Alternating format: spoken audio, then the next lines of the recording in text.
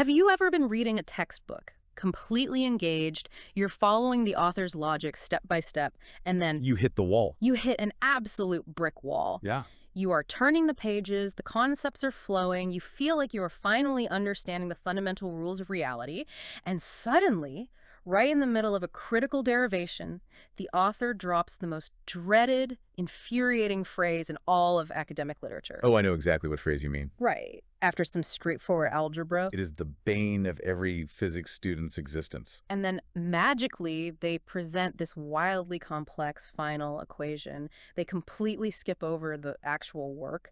They leave you staring at the page, wondering if you missed a chapter, or worse, if you simply lack the mathematical intuition to see how point A connects to point B. It is a universally shared trauma among anyone who has ever tried to study advanced physics or mathematics. Absolutely. Well, today we are taking a stand. Today, there is nowhere for those textbook authors to run. It is a deeply relatable frustration.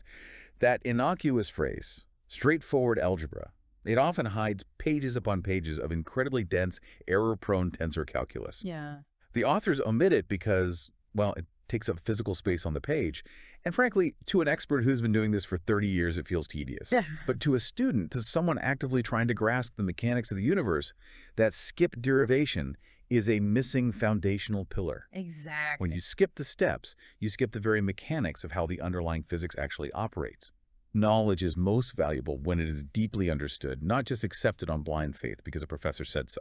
That is exactly our mission for this deep dive. We are taking one single, notoriously skipped line from graduate-level general relativity textbooks, and we are going to unpack every single hidden step. Every single one. We are not skipping a single mathematical operation. We are going line by line from the most basic foundational definition all the way to a final, profound revelation about the geometry of the universe.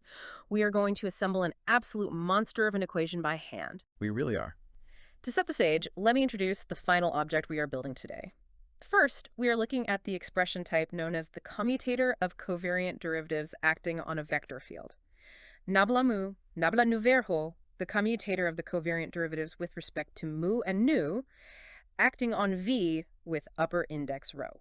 And to be entirely precise about what that bracket notation, the commutator, actually means philosophically, we are looking at an operation that tests whether the order of our actions matters. Right. In everyday life, the order of operations sometimes matters, and sometimes it doesn't.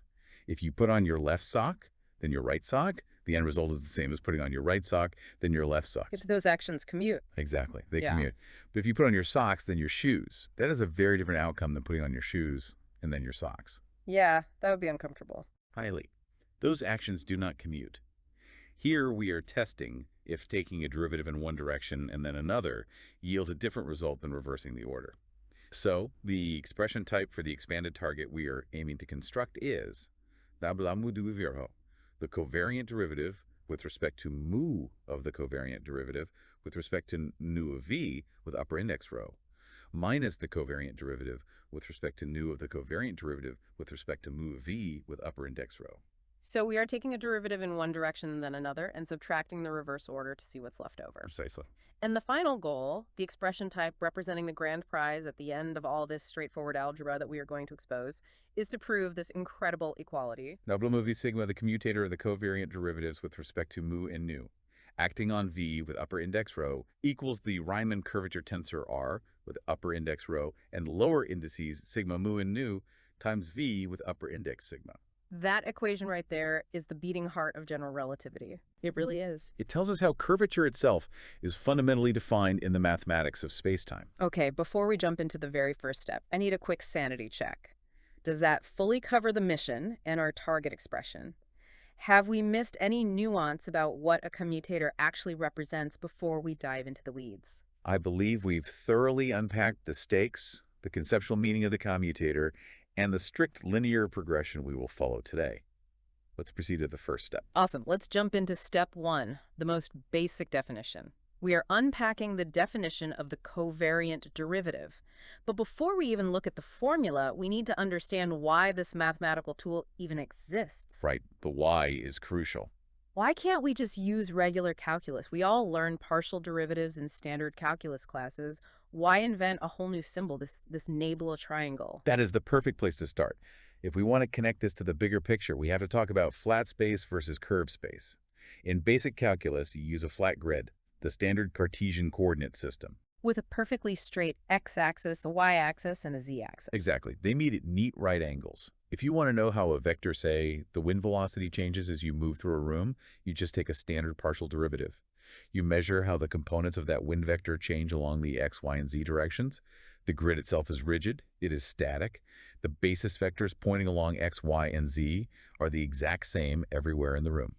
But the universe isn't a flat room. Space-time can bend and warp. Precisely. The universe is a curved space-time manifold.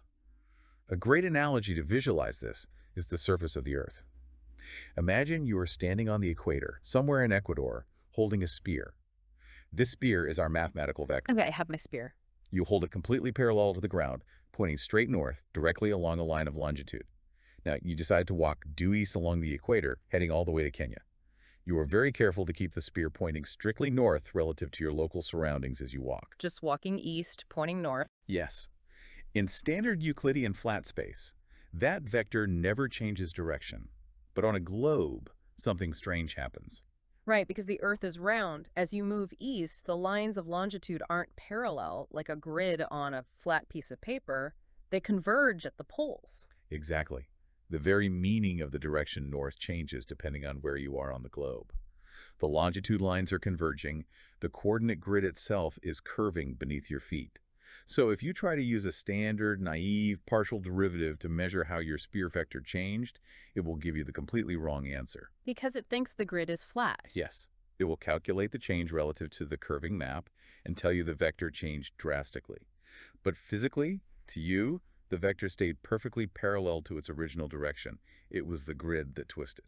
So the regular derivative fails because it doesn't account for the changing map. It blames the vector for the map's twist. We need an upgraded mathematical tool that can separate the genuine physical change of the object from the geometric distortion of the coordinate system. Which brings us to the formal definition. Right. The expression type for the definition equation is nabla mu partial virho plus gamma homo sigma v sigma nabla lower mu of v upper rho equals the partial derivative with respect to mu of v upper rho plus capital gamma upper rho lower mu's and sigma times v upper sigma. Let's deconstruct this piece by piece. What exactly is that first term? The term partial mu, the partial derivative with respect to mu, is exactly what we just described from basic calculus. It is the simple partial derivative with respect to the coordinates. It measures the raw, uncorrected rate of change of the vector's components, completely ignoring the curvature of the grid. It's the naive measurement. Okay, so if that's the naive measurement, the next piece must be the correction. That brings us to gamma homo sigma, capital gamma upper rho lower mi, and sigma. What are these? These are called the connection coefficients, or Christoffel symbols. They're named after the 19th century mathematician Elwin Bruno Christoffel, who first formalized them. Think of them as the mathematical instruction manual for the curvature of your specific coordinate system. Instruction manual, I like that. They tell you exactly how the basis vectors, the fundamental grid lines, twist, stretch, or converge as you move from one point to an infinitesimally close neighboring point. They correct the naive derivative by subtracting out the spurious change that is purely due to the map, leaving you with the actual physical change of the vector itself. I want to pause on the notation here because it gets really interesting and honestly a bit intimidating for beginners. You notice there's a repeating index sigma in that second term. It's sitting on the bottom of the gamma and it's also on the top of the V. Yes, that is vital to spot. For anyone listening who is new to tensor calculus, we need to digress into something called the Einstein summation convention because this tiny notational quirk is crucial for everything we are about to build over the next hour. It is an absolutely brilliant piece of mathematical shorthand. When Albert Einstein was actively developing general relativity between 1912 and 1915, he found himself writing the summation symbol, the giant Greek capital sigma, over and over again. He was constantly summing terms across the four dimensions of spacetime: time, x, y, and z. Which takes forever to write out. Exactly. It cluttered the page immensely and made the equations nearly unreadable. So he introduced a radical rule. Whenever you have an index that appears exactly twice in a single multiplicative term, once in an upper or contravariant position, and once in a lower or covariant position, you automatically assume you are summing over all dimensions for that index. You drop the summation sign entirely. It's basically a built-in add 'em up command. That's a great way to put it. So when we look at the term gamma a home sigma, v sigma capital, gamma upper row, lower musigo, and sigma times v upper sigma, the sigma is what we call a dummy index. It's just a placeholder. It means multiply the gamma component and the v component together and add the results up for dimension 0, dimension 1, dimension 2, and dimension 3. It's a massive 4-part addition problem hidden inside 3 little letters. It is incredibly dense notation. Synthesizing all of this into a plain English translation, the covariant derivative is simply the simple rate of change of the vector plus, the correction term caused by the curving of the coordinate system. That is a perfect synthesis. The physical meaning is perfectly encapsulated in that sum. The true geometric change is the raw change adjusted by the twisting of the landscape. Okay, I want to make sure we are standing on solid ground before we start stacking derivatives. Yeah. Does that fully cover the meaning of step 1 and the summation convention? Has we missed any nuance here? We've thoroughly unpacked it. The distinction between a naive derivative and a covariant one is clear, and the shorthand notation is established. Let's proceed to the next step and put this tool to use. Let's do it. Welcome to step 2, the first bombardment. I call it a bombardment because we are going to hit our poor vector field with this covariant derivative operator not once, but twice. A double derivative. Exactly. We are calculating the first half of our commutator. Let's set the stage. First, we need the inner term. We just defined it a moment ago. But we need to use different index letters to keep our bookkeeping organized for the incoming double derivative. So the expression type for our inner term is nabla nu plus gamma lower nu of v upper row equals the partial derivative with respect to known of v upper row plus capital gamma upper row lower nu and lambda times v upper lambda. No, notice what we did there. We carefully chose nu to represent the direction we are taking the derivative in. And more importantly, we chose a brand new dummy index, lambda lambda, for the summation inside the connection term. Why is that so important? This meticulous bookkeeping of indices is the only way to survive tensor calculus. If you duplicate a dummy index by accident, say, if you used mu inside the sum and then tried to take a derivative with respect to mu, later the mathematics collapses into total nonsense. The equations literally lose their meaning. It would be like trying to solve an algebra problem, where you use the letter x to represent both the speed of a train and the number of apples in a basket. Precisely. It just breaks the logic. Now, we bring in the outer operator. We are going to apply a second covariant derivative to that entire result. The expression type for applying the outer operator is nablamu partial nonov left tono virho plus valamu oslia lambda adlam plus vemano vero rho equals nabla lower mu acting on the quantity. The partial derivative with respect to nu of v upper row plus capital gamma upper row lower nu and lambda times v upper lambda. Now, this raises a very important mathematical question. How does this outer derivative actually interact with the complex terms sitting inside the parentheses? Textbooks often brush past this by stating the covariant derivative is a linear operator. Right, I've seen that phrase a million times. But what does that actually mean for us? The rhetorical purpose of that statement is to give you mathematical permission to distribute the derivative. Because it is a linear operator, the derivative of a sum is strictly equal to the sum of the derivatives.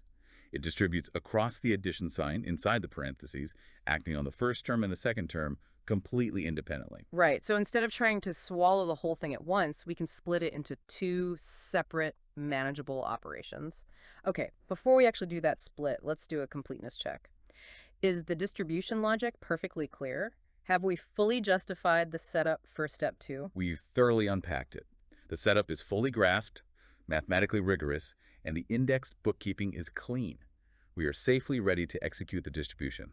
Let's proceed to the breakdown of those individual terms. I am bracing myself. We are now moving into step 2a and 2b, processing the first term and entering what I affectionately call tensor hell. A fitting name. First, we tackle step 2a, which is the first term inside those parentheses.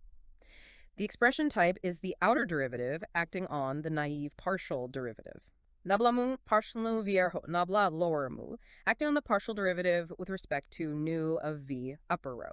Now, if I'm looking at this right, the thing inside the parentheses, the partial derivative of v is technically a type of tensor itself, right? So we just apply our standard covariant derivative rule to it as if it were a normal object. Exactly. Even though it is already a derivative, it still possesses an upper index row.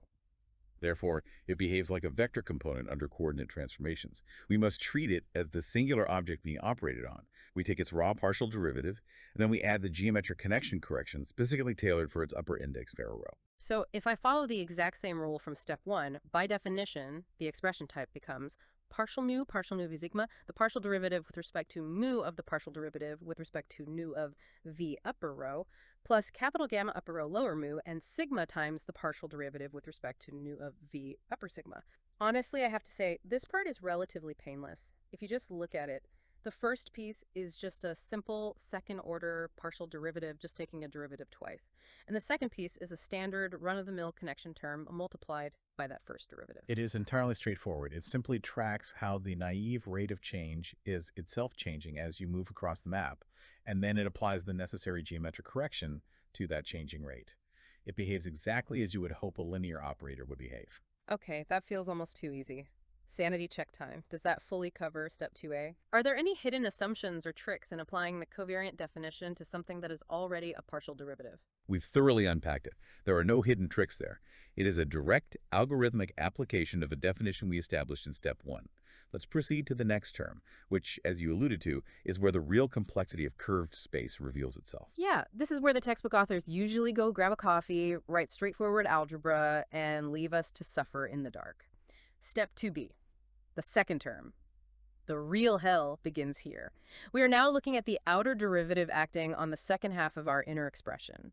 The expression type is nabla mu lower mu, acting on the product of capital gamma upper rho, lower nu and lambda, and v upper lambda. What is fascinating and absolutely crucial to understand here is that we are looking at a product of two distinct objects inside those parentheses. We have the connection coefficient gamma gamma, and it is multiplying the vector field v v. The vital insight from the source material, which is absolutely mandatory to grasp if you want to understand gravity, is that these connection coefficients are not constants. Wait, expand on that. Why aren't they constants? They look like fixed Greek letters. Think back to our spear on the globe analogy. The curvature of the Earth is relatively constant. But what if you were walking over a rugged mountain range? The curvature of space can vary wildly from point to point. Think of a landscape with rolling hills, sharp valleys, and jagged peaks. The instruction manual for that curvature, the gamma gamma, must constantly update itself depending on where you are standing. They are dynamic functions of the coordinates. Oh, I see. Which means if I am taking a derivative of them, I can't just pull them outside the derivative operator like you would with a constant number, like pulling a 2 out of a derivative in basic calculus. If you have a derivative acting on two things multiplied together and both things can change as you move, you have to invoke the calculus product rule. Precisely. The product rule, which is foundational to all differential calculus, states that the derivative of a product of two functions, let's call them f and g, is the derivative of f times g, plus f times the derivative of g. We must apply this exact fundamental logic, but we have to do it using our heavy-duty covariant tensor derivative notation. Okay, let's trace this out slowly. The first part of the product rule is taking the derivative of the first thing, the gamma, and leaving the second thing, the v, alone. But wait, gamma isn't a tensor, is it? How does the covariant derivative act on a gamma? That is an incredibly astute observation, and it is a point of frequent confusion for students. The connection coefficients, the gammas, are not tensors. They do not transform nicely when you change coordinate systems. Therefore, the full machinery of the covariant derivative nabla does not apply to them in the standard way. When the covariant derivative hits the gamma inside this product rule expansion, it simply acts as a standard, naive partial derivative. Ah, so applying the product rule, the expression type for the first half looks like this. Partial mu gamma ho nu lambda, the lambda, the partial derivative, with respect to mu of capital gamma, lower nu, and lambda, all times v upper lambda. We just hit the gamma with a simple partial derivative. But what about the second half of the product rule? The gamma is left alone, and the derivative passes through to hit the vector v. Because vis, a proper geometric vector, it gets the full heavy-duty covariant derivative, right? Exactly right. The mathematical machinery is sensitive to the geometric nature of the objects it operates on. So the expression type for the second half of the product rule expansion is gamma ho nu lambda, capital gamma upper rho, lower nu, and lambda times nabla, lower mu, of v upper lambda. Okay, so putting both halves of the product rule together, the expression type is partial mu, gamma ho nu lambda, the partial derivative with respect to mu, of capital gamma upper rho, lower nu, and lambda, all times v upper lambda, plus capital gamma upper rho, lower nu, and lambda times nabla, lower mu, of v upper lambda. But we can't stop here, can we? We have a nested derivative. We have a nabla move lambda nabla lower mu of v upper lambda sitting right there at the end of our equation, and we cannot leave it unexpanded. We have to break it open using our foundational definition from step 1 all over again. Correct. We must unpack that nested covariant derivative into its constituent partial derivative and connection term. Right, so we are looking at replacing the expression type nabla mu, the lambda nabla lower mu of v upper lambda. And our expression type for the definition substitution is partial v lambda plus gamma lambda v sigma, the partial derivative with respect to mu of v upper lambda, plus capital Gamma upper lambda lower mu, and sigma times v upper sigma. Now, notice I had to be super careful here. I used a brand new dummy index sigma again to avoid crashing into the lambda that is already sitting outside this expression. Excellent index hygiene. That is exactly how you avoid mathematical disaster. Now we must take that binomial you just built, the partial derivative plus the connection term, and substitute it back into our product rule expression. Specifically, we are multiplying that entire binomial by the gamma little lambda, capital Gamma upper lower and lambda that was patiently waiting outside. This means we have to distribute that outside gamma across both pieces of our new substitution. When we do that, multiplying it through, we get the expression type for the fully expanded step 2b result. Partial mu of lambda, partial lambda, partial mu of lambda, plus gamma mu sigma, the partial derivative with respect to mu of capital Gamma upper row, lower nu, and lambda, all times v upper lambda, plus capital Gamma upper row, lower nu, and lambda times the partial derivative with respect to mu of v upper lambda, plus capital Gamma upper row, lower nu, and lambda times capital Gamma upper lambda, lower mu, and sigma times v upper sigma. I want you to look closely at that last term, gamma times v. This represents a profound concept, a second-order correction of the geometry. It measures how the curvature itself is interacting with the underlying twists in the coordinate system. It's mathematically dense, yes, but geometrically it is a beautiful reflection of how curved spaces fold back on themselves. It is a beast of a term. Okay, rigorous check-in time. I am expressing profound relief that we got through that product rule without mixing up our lambdas and sigmas. Before we assemble all these pieces, does that fully cover the expansion of step 2b? Are all our indices legally accounted for? We've thoroughly unpacked it. The product rule was executed flawlessly. The distinction between how the derivative acts on gammas versus vectors was clarified. The nested derivative was expanded, and index collisions were successfully avoided. We have survived the hardest part of the forward derivation. Let's proceed to assembling the pieces. Fantastic. We are now in step 2c and step 3. Assembling the chunks and the second bombardment. Let's start with step 2c, putting it all together into one single equation. We take the relatively painless two terms we got from 2a and we add them to the three intense product rule terms we just derived in 2b. The result is our first fully expanded double covariant derivative. It is going to be a formidable expression to look at. 5 terms in total, capturing every possible rate of change in geometric correction for a vector moving through curved spacetime. Brace yourselves. If you are listening to this in your car, maybe pull over. Here is the expression type for the full assembly of the first bombardment. Nablunu blanu virho, partial v of lambda, phia lambda, partial mu lambda, partial v lambda plus partial via vilamu v lambda plus gamma lambda plus sigma plus gamma nu. V sigma nabla lower mu nabla lower nu of v upper row equals the second partial derivative with respect to mu nu of v upper sigma plus the partial derivative with respect to mu of capital Gamma upper row lower nu and lambda all times v upper lambda plus capital Gamma upper row lower nu and lambda times the partial derivative with respect to mu of v upper lambda plus capital Gamma upper row lower nu and lambda times capital Gamma upper lambda lower mu and sigma times v upper sigma. It is indeed a massive equation, but it is vital to remember that every single term here has a specific, tangible, physical origin. We have pure coordinate rates of change. We have mixed terms tracking how the rate of change interacts with curvature. We have pure changes in the curvature map itself, and those fascinating connection squared terms. It is a complete accounting of the vector's journey. It is a lot to take in, but we built it with our own hands, step by step. That is the first big chunk of our final commutator target. Okay, completeness check. Have we successfully assembled the first chunk? Did we drop any terms or indices along the way? We've thoroughly unpacked the assembly, and I can verify that all 5 terms are present, structurally correct, and the indices are perfectly aligned. Let's proceed to the second bombardment. Step 3. The second bombardment. Remember, our ultimate goal today is to build a commutator, which means we need the reverse operation. We need to calculate what happens when we swap the order of the derivatives. The expression type is nablamu of nablamu of v upper row. Now, I'm looking at what we just did. It took us a long time. If we were gluttons for punishment, we could start from scratch, apply the definitions, run the product rule again, carefully dodge dummy indices, and grind through the whole process a second time. But we are physicists, which means we are fundamentally lazy in the most elegant way possible. We exploit symmetry whenever it is mathematically legal to do so. If we step back and connect this to the bigger picture, the structural logic of the mathematical operation we just performed depends strictly on the order of the indices, not on their specific arbitrary Greek labels. The logical architecture remains completely identical whether you call a direction mu or nu.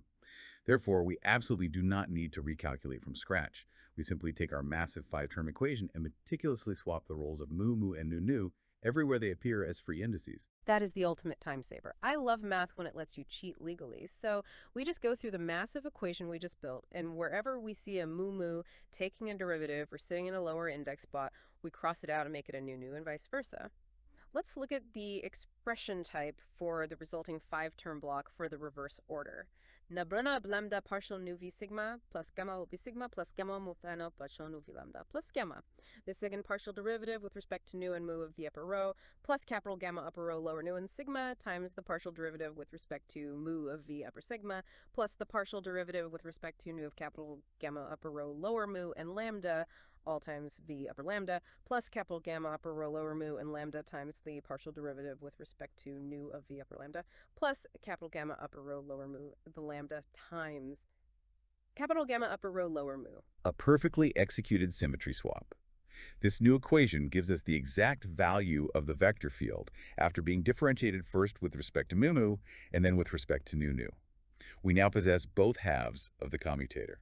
This definitely requires an explicit check-in before we move to the final showdown. Does that fully cover both halves of the commutator? Are we successfully built and completely ready for the grand subtraction? We've thoroughly unpacked it. Both the forward and reverse double covariant derivatives are fully expanded and verified. We are mathematically locked and loaded. Let's proceed to the subtraction phase. Before we do that subtraction, my brain honestly needs a tiny bit of breathing room. Looking at these 10 terms, it is mind-boggling to me that human beings figured this out using nothing but pencil and paper over a century ago. How did Einstein actually manage this? I know he was a genius, but this tensor calculus is brutal. It is a great historical detour. It is a common misconception that Einstein was an unparalleled mathematical prodigy. He was an unparalleled physical visionary. In 1912, when he realized that gravity must be described by curved spacetime, he actually did not possess the mathematical vocabulary to express it. He knew the physics he wanted, but he couldn't write the equations. He famously went to his old college friend, the mathematician Marcel Grossmann, and pleaded, "Grossman, you must help me or else I'll go crazy." Wait, really? The great Einstein had to ask for a math tutor to invent general relativity? Essentially, yes. Grossman went to the library, researched the latest developments in 19th century differential geometry, specifically the work of Riemann, Christoffel, and Levi Civita, and brought this exact tensor calculus machinery back to Einstein. They spent years, from 1912 to 1915, struggling with exactly the derivations we are doing today. They made mistakes, they published incorrect drafts like the famous Entwerf theory, because they didn't fully trust the geometry of the commutator we are about to calculate. It was an agonizing years-long struggle to realize that this specific mathematical object, the Riemann tensor, was the exact right tool to describe the universe. That makes me feel so much better about struggling with the product rule earlier. If it took Einstein and a professional mathematician 3 years to trust this math, I think we're doing okay. All right, I'm refreshed. Let's finish what they started. Body section 5, step 4. The subtraction and the miraculous cancellations. This is where all the hard work pays off. We are setting up the subtraction for the commutator. The expression type for the setup is nablamu, nablanu verhor, the commutator of nabla lower mu and nabla lower nu, acting on v upper row, equals the first 5-term equation minus the second 5-term equation. We are going to guide you to compare these two massive 5-term equations item by item. With equations of this size, it is best to group mathematically similar terms together to see how they interact. Let's start with the highest order derivatives. Right, step 4.1, the second order partial derivatives. We look at the very first term of both equations. When we subtract the second from the first, the expression type is partial, virho, the partial derivative with respect to mu and nu of v upper row, minus the partial derivative with respect to nu and mu of v upper row. Now, naive question. Do these just cancel? Is the derivative of x then y the same as y then x? This is a beautiful, pivotal moment in the derivation, and it relies on a profound piece of mathematical history.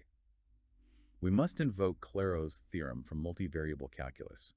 Alexis Clairaut was an 18th century French mathematician who famously went on an expedition to Lapland to measure the curvature of the Earth to prove Newton's theories. While studying the mathematics of shapes and surfaces, he proved a fundamental theorem. For any sufficiently smooth, continuous function, the order of mixed partial derivatives simply does not matter. The rate at which the x-slope changes in the a direction is perfectly identically equal to the rate at which the a-slope changes in the x direction. But wait, how do we know the universe is a sufficiently smooth function? What if space-time is jagged or broken? That is an incredibly deep physical question. In classical general relativity, space-time is strictly modeled as a smooth manifold. We assume, as a foundational postulate of the theory, that the fabric of the universe is infinitely differentiable. There are no tears, no sharp creases, no jagged edges in the coordinate grid. Now, at the center of a black hole, at a singularity, the smoothness breaks down, and Clairaut's theorem might fail, which is why relativity breaks down there. But everywhere else in the cosmos, the smoothness holds. Therefore, Clairaut's theorem strictly applies to our vector field. Those two partial derivative terms are mathematically identical, and when subtracted, they perfectly cancel out to exactly zero. Boom. Just like that, 2 of our 10 terms are gone, vaporized by an 18th century French mathematician who was measuring the curvature of the Earth. I love how everything connects. Okay, completeness check on that cancellation. Does that fully cover the partial derivative phase? Have we thoroughly justified the assumption of smoothness? We've thoroughly unpacked it. The assumption of a smooth space-time manifold guarantees this cancellation. It is a vital structural property of the theory. Let's proceed to the next group of terms, which requires a much deeper conceptual leap and usually trips people up. Here we go. Step 4.2. The first-order derivative terms. This is the trickiest part of the whole operation. We're going to gather all the terms that consist of one connection coefficient, a gamma, multiplied by one first-order partial derivative of our vector VV. Let's pull them from our 2 equations. First, grouping the 2 terms from our first equation, the expression type gives us gamma partial nu of lambda, capital gamma upper rho, lower mu, and sigma times the partial derivative with respect to nu of v upper sigma, plus capital gamma upper rho lower nu, and lambda times the partial derivative with respect to mu of v upper lambda. Correct. And then we must subtract the corresponding terms from the second equation. Right. And from the subtracted side, the expression type is gamma hum vu v sigma plus gamma hum mu lambda minus the quantity. Capital gamma upper rho lower nu and sigma times the partial derivative with respect to mu of v upper sigma plus capital gamma upper rho lower mu and lambda times the partial derivative with respect to nu of v upper lambda. Now, I am looking at these 4 terms, and if you just glance at them, they look like a jumbled alphabet soup of Greek letters. The indices don't match up perfectly. It looks like absolutely nothing cancels. This is exactly where the textbooks write, surprisingly. The terms vanish and leave the student staring in bewilderment. This is where the why mandate of our deep dive becomes critical. We must deeply explain why these terms actually do cancel. It all comes back to the concept of dummy indices that we discussed in step 1. Remember our Einstein summation convention. An index that appears once up and once down is simply a summation variable. It is a bound variable. It is entirely analogous to the variable x in a definite integral in basic calculus. Explain that integration analogy a bit more. How does an integral help me understand a Greek index? If I ask you to calculate the integral of the function f of x with respect to x from 0 to 1, you get a number, let's say 5. Now, what if I ask you to calculate the integral of f of y with respect to y from 0 to 1? You still get 5. The letter x or the letter y does not matter at all to the final physical result. It is merely a temporary label used to perform the sum. The letter chosen for the index does not change the mathematical value of the sum across all 4 dimensions. Okay, let's unpack that with our specific tensor terms. Let's look at the first term from the positive group. Gamma homo sigma, v sigma, capital lord, gamma upper rho, lower mu, and sigma times the partial derivative with respect to v upper sigma. Here, sigma is the dummy index. It's the x in your integral analogy. Now look at the second term from the subtracted group. Gamma homo phi capital gamma upper rho lower mu and lambda times the partial derivative with respect to nu of v upper lambda. Here, lambda is the dummy index. Exactly, because both sigma and lambda are just arbitrary labels indicating a sum over all 4 spacetime dimensions. We are completely legally free to relabel lambda as sigma in that subtracted term. We are just changing the y to an x in the integral. If we do that, the subtracted term becomes mathematically visually identical to the positive term. They represent the exact same physical quantity.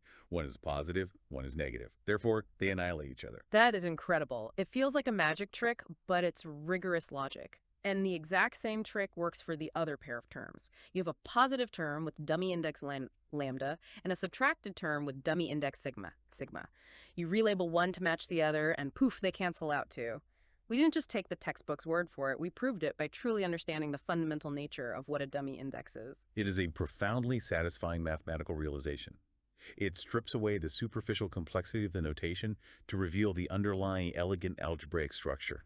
The noise cancels out, leaving only the signal. This definitely needs a rigorous check-in. I know this trips up almost everyone. Does that fully cover the first-order derivative cancellation? Have we made sure the listener deeply understands why dummy index relabeling is mathematically legal and not just an arbitrary formatting choice? We've thoroughly unpacked it. The analogy to integration variables firmly confirms the legality of the relabeling. The physics remains invariant under change of dummy notation.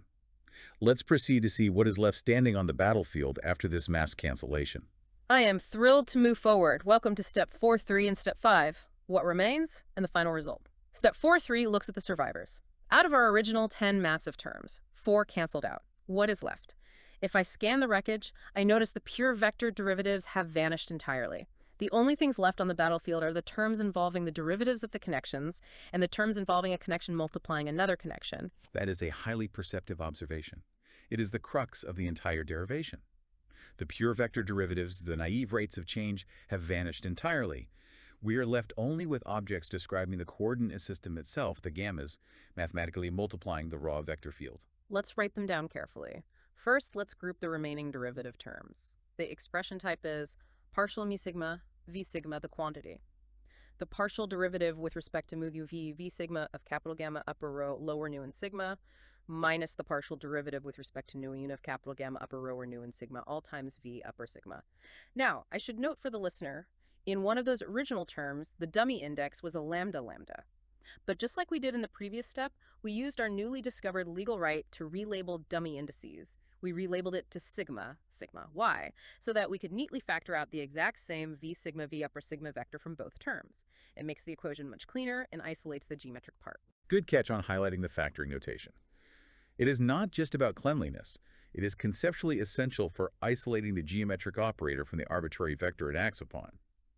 Now, what about the connection product terms, the connection squared terms? Right. The expression type for the remaining product terms is gamma lambda, v sigma, plus the quantity, capital gamma upper rho or mu and lambda, times capital gamma upper lambda lower mu and sigma, minus capital gamma upper rho and lower nu and lambda times capital gamma upper lambda lower mu and sigma, all times v upper sigma. Here again, we made absolutely sure the free dummy index on the vector at the end was a sigma, so it perfectly matches the first group we just factored.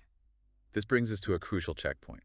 Let's verify our surviving terms before we christen them with a name. Okay, check-in time. Does that fully cover the surviving terms? Is it clear how we use the index relabeling specifically to factor out the vector field v? We've thoroughly unpacked it. The surviving terms are accurately grouped, mathematically sound, and perfectly prepped for the final definition. Let's proceed to the grand finale. Step 5. The final result and definition. We are going to take our 2 surviving groups and combine them into one massive unified expression. Combining it all, the expression type is nabla mu numero mu plus gamma numero big v sigma commutator of nabla mu and nabla nu on v upper rho equals the massive quantity. The partial derivative rho mu of gamma upper rho lower nu sigma minus the partial derivative rho nu of gamma upper rho lower mu sigma plus gamma upper rho lower mu lambda times gamma upper rho lower nu sigma minus gamma upper rho lower nu lambda times gamma upper lambda lower mu sigma all times v upper sigma. This is the moment of revelation. I want you to look at that massive bracketed term. It is constructed entirely, 100%, from connection coefficients, their derivatives, and their products. The vector field VZV is sitting completely outside the bracket. This means the object inside the bracket depends only on the coordinates and the intrinsic geometry of spacetime itself. It does not care what vector you put into it. It doesn't care if it's a wind vector, a magnetic field vector, or the momentum of a planet. The bracketed term is a universal property of the space itself. Because of its profound physical significance, we define this massive bracket as its own singular mathematical entity, the Riemann curvature tensor. And here is the formal definition we have been working toward this entire time, sweat and all. The expression type is R sigma muna, partial gamma muna, partial gamma plasma, gamma muntima, the Riemann curvature tensor R, with upper index row and lower indices sigma, mu, and nu equals the partial derivative right mu of gamma upper row lower nu sigma, minus the partial derivative right mu of gamma upper row lower mu sigma, plus gamma upper row lower mu lambda times gamma upper lower mu lambda times gamma upper lower mu sigma. We did it. We derived the Riemann tensor completely from scratch. If you close your eyes and forget all the Greek letters and indices, what this equation is fundamentally saying is, measure how much my coordinate grid twists when I step forward, then subtract how much it twists when I step sideways, and finally add the complex geometric interference between those two twists. That is a phenomenal visual translation. It is a monumental intellectual achievement to reach this point. This single tensor contains everything there is to know about the curvature of a space-time manifold. If you calculate this tensor and it is exactly zero everywhere, your space is perfectly flat, like a pane of glass. If it is non-zero, you have curvature, and therefore, within the context of general relativity, you have the phenomenon we call gravity. Okay, a huge completeness check here. Take a breath. Does that fully cover the formal definition of the Riemann tensor and how it emerges from our surviving terms? Have we missed any nuance in its physical interpretation before we look at the broader implications? We've thoroughly unpacked it. The derivation is complete, rigorously justified without a single skipped step, and the physical meaning of the resulting tensor is firmly established. Let's proceed to analyze the deeper structural and philosophical meaning of what we just built. Awesome. We are in the home stretch with steps 6 and 7, structural meaning and philosophical insight. Let's start with step 6, the pattern, and specifically something called the gauge theory connection. When I look at the Riemann tensor we just built, I don't just see a random jumble of math. I see a very specific, almost rhythmic architecture.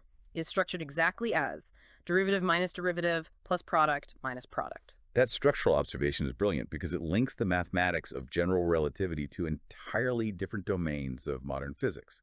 If we connect this to the bigger picture, this exact mathematical pattern, a commutator of derivatives generating a derivative minus derivative plus product minus product structure, is a universal signature in theoretical physics. It is mathematically identical to how we define the field strength tensor in non-abelian gauge theory, like the Yang-Mills theories that describe the strong and weak nuclear forces inside an atom. Wait, hold on. Are you saying that the math describing gravity planets orbiting stars is structurally the same as the math describing the nuclear forces holding a proton together? That is mind-blowing. The outline actually gives the exact formula for the gauge field tensor. The expression type is F mu nu, partial nu amu plus amu capital F lower mu nu equals the partial derivative rat mu of A lower nu minus the partial derivative rat nu of A lower mu plus the commutator of A lower mu and A lower nu. Yes, exactly. And if you expand that commutator term at the end, anu, the commutator of A lower mu and A lower nu, using matrix algebra, it becomes exactly a product minus product term.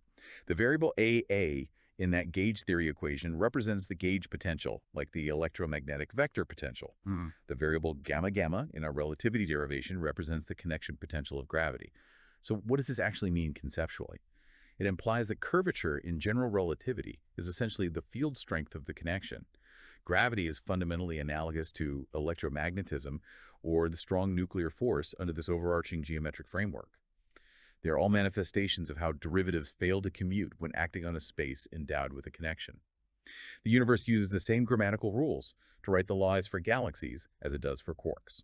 That is the ultimate aha moment. The universe just reuses its best mathematical code. Okay, completeness check on the gauge theory analogy. Is it totally clear how the Riemann tensor mimics the structure of nuclear force tensors? Does that fully cover the structural pattern? We've thoroughly unpacked it. The analogy highlights the deep structural unity in modern theoretical physics. We are ready to proceed to the final philosophical insight of the text. Step 7, the philosophical insight. This is where we step back from the blackboard and ask the ultimate why. We did all the math, we saw the cancellations, we survived the dummy index swaps. But why did those first-order derivatives vanish? Why are we left only with the rate of change of the connection map and its products? This is perhaps the most profound answer provided by the source material. The disappearance of those vector derivatives proves that curvature isn't simply about a grid being squished or stretched, what we might call mere coordinate distortion. Think about a perfectly flat sheet of paper. You can draw a wildly distorted, squiggly coordinate grid on it. The gamma symbols for that squiggly grid will be non-zero and highly complex, but the space itself, the paper, is still fundamentally flat. So how do we know if the space itself is actually curved, like the surface of a sphere, versus just having a really bad squiggly map drawn on it? Because the gammas alone can't tell the difference. That is exactly what the Riemann tensor measures. It is fundamentally about geometric non-commutativity. Let's return to our sphere analogy, a concept called parallel transport. Take a vector of your sphere and carefully slide it along a closed loop in a curved space without ever rotating it locally. Start at the Earth's equator in Ecuador, pointing north. Slide it up that longitude line to the North Pole. It still points north. Now, without twisting your wrist, slide it down a totally different line of longitude, say down towards Kenya. Because of the curvature of the globe, the sphere now points east relative to the lines of latitude. Finally, slide it along the equator back to your starting point in Ecuador. When it returns to the starting point, the sphere is pointing in a completely different direction than when it started. It was pointing north, and now it's pointing east, even though I never twisted it. Precisely. The commutator of the covariant derivatives, which, as we proved over this last hour, mathematically equals the Riemann tensor, is the algebraic equivalent of taking a vector around an infinitesimally small closed loop. It measures exactly that returning angle discrepancy. The fact that the first-order derivatives disappeared in our calculation proves that this curvature effect is an intrinsic, unfakeable property of the space itself. It depends only on the connections in their changes, not on the specific vector you decided to carry, and not on the arbitrary squiggly coordinates you chose to draw. The math acts as a perfect filter. It filters out the quirks of human maps and leaves you only with the undeniable truth of the physical geometry. That is beautifully explained. The math doesn't just calculate a number. It filters out our human arbitrary choices to reveal the actual physical reality beneath. It separates the map from the territory. Okay, final rigorous completeness check. Have we fully unpacked step 7? Does the listener fully grasp the philosophical implications of parallel transport and the disappearing derivatives? We've thoroughly unpacked it. The connection between the abstract tensor algebra we built and the physical, tangible reality of parallel transport and intrinsic curvature is firmly established. We have reached the summit. Well, we did it. We have reached the end of the line. I want to sincerely congratulate you for sticking with this deep dive. It is not easy to visualize this much math through audio. We did not let the textbook authors get away with brushing this under the rug as straightforward algebra. We traced the path from a basic, naive derivative all the way to the foundational geometry of the universe, proving every single step, product rule, and index swap with our own logic. You are now armed with a true step-by-step understanding of the machinery of curved spacetime. It is a demanding intellectual journey, but the reward is a structural comprehension of gravity that simply can't be acquired by skipping steps. You now know how the universe curves, not just that it does. To leave you with a final provocative thought. Throughout this entire derivation, we assumed we were transporting a simple, classical vector like a spear or an arrow around our curved space to measure the curvature. But modern quantum physics tells us the universe is filled with particles that have intrinsic quantum spin like electrons. Mathematically, they are not described as vectors, but as something called spinels. Now that we know curvature is measured by taking an object around a tiny closed loop via the commutator, what happens if we take a quantum spinor around that exact same loop? Does it return to itself altered in the exact same way an arrow does, or does the geometry of the universe treat quantum particles fundamentally differently than simple vectors? Do spinors see a different kind of curved space? It is a fascinating cutting-edge question that bridges the gap between general relativity and quantum mechanics, and it's something truly wild to ponder as you go about your day. Thank you for diving deep with us today. Keep questioning, keep calculating, and never ever let them skip the math.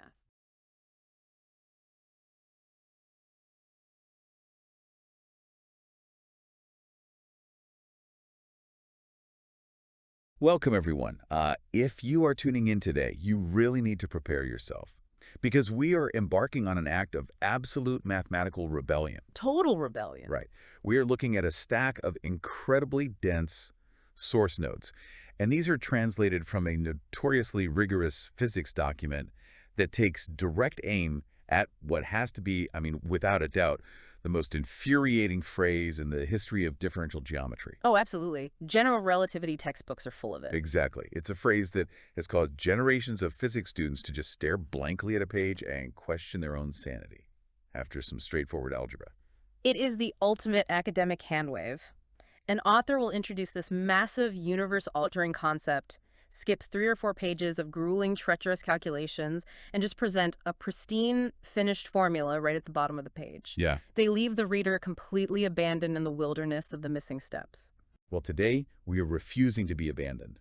We are fighting back against the hand wave. We are taking those missing steps, those tens of lines hidden inside that one dismissive sentence, and we are going to manually construct the Riemann curvature tensor. From scratch. From absolute scratch, starting from the commutator of covariant derivatives, line by line, symbol by symbol. The goal here is to drag the math out into the light, to rescue you from the confusion of those skip steps, and show you the terrifying but beautiful mechanics that actually make gravity work. But before we even look at the first symbol, we must establish the ground rules for how we're operating today.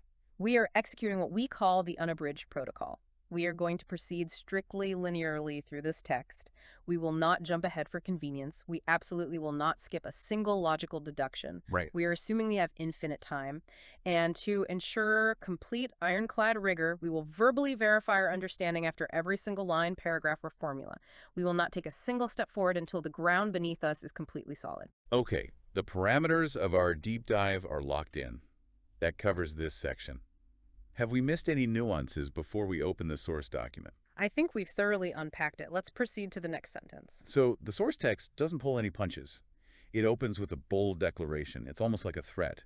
It reads, okay, now there is truly nowhere to run. We will unfold all the tens of lines hidden in that one line, from the very first definition to the absolute end.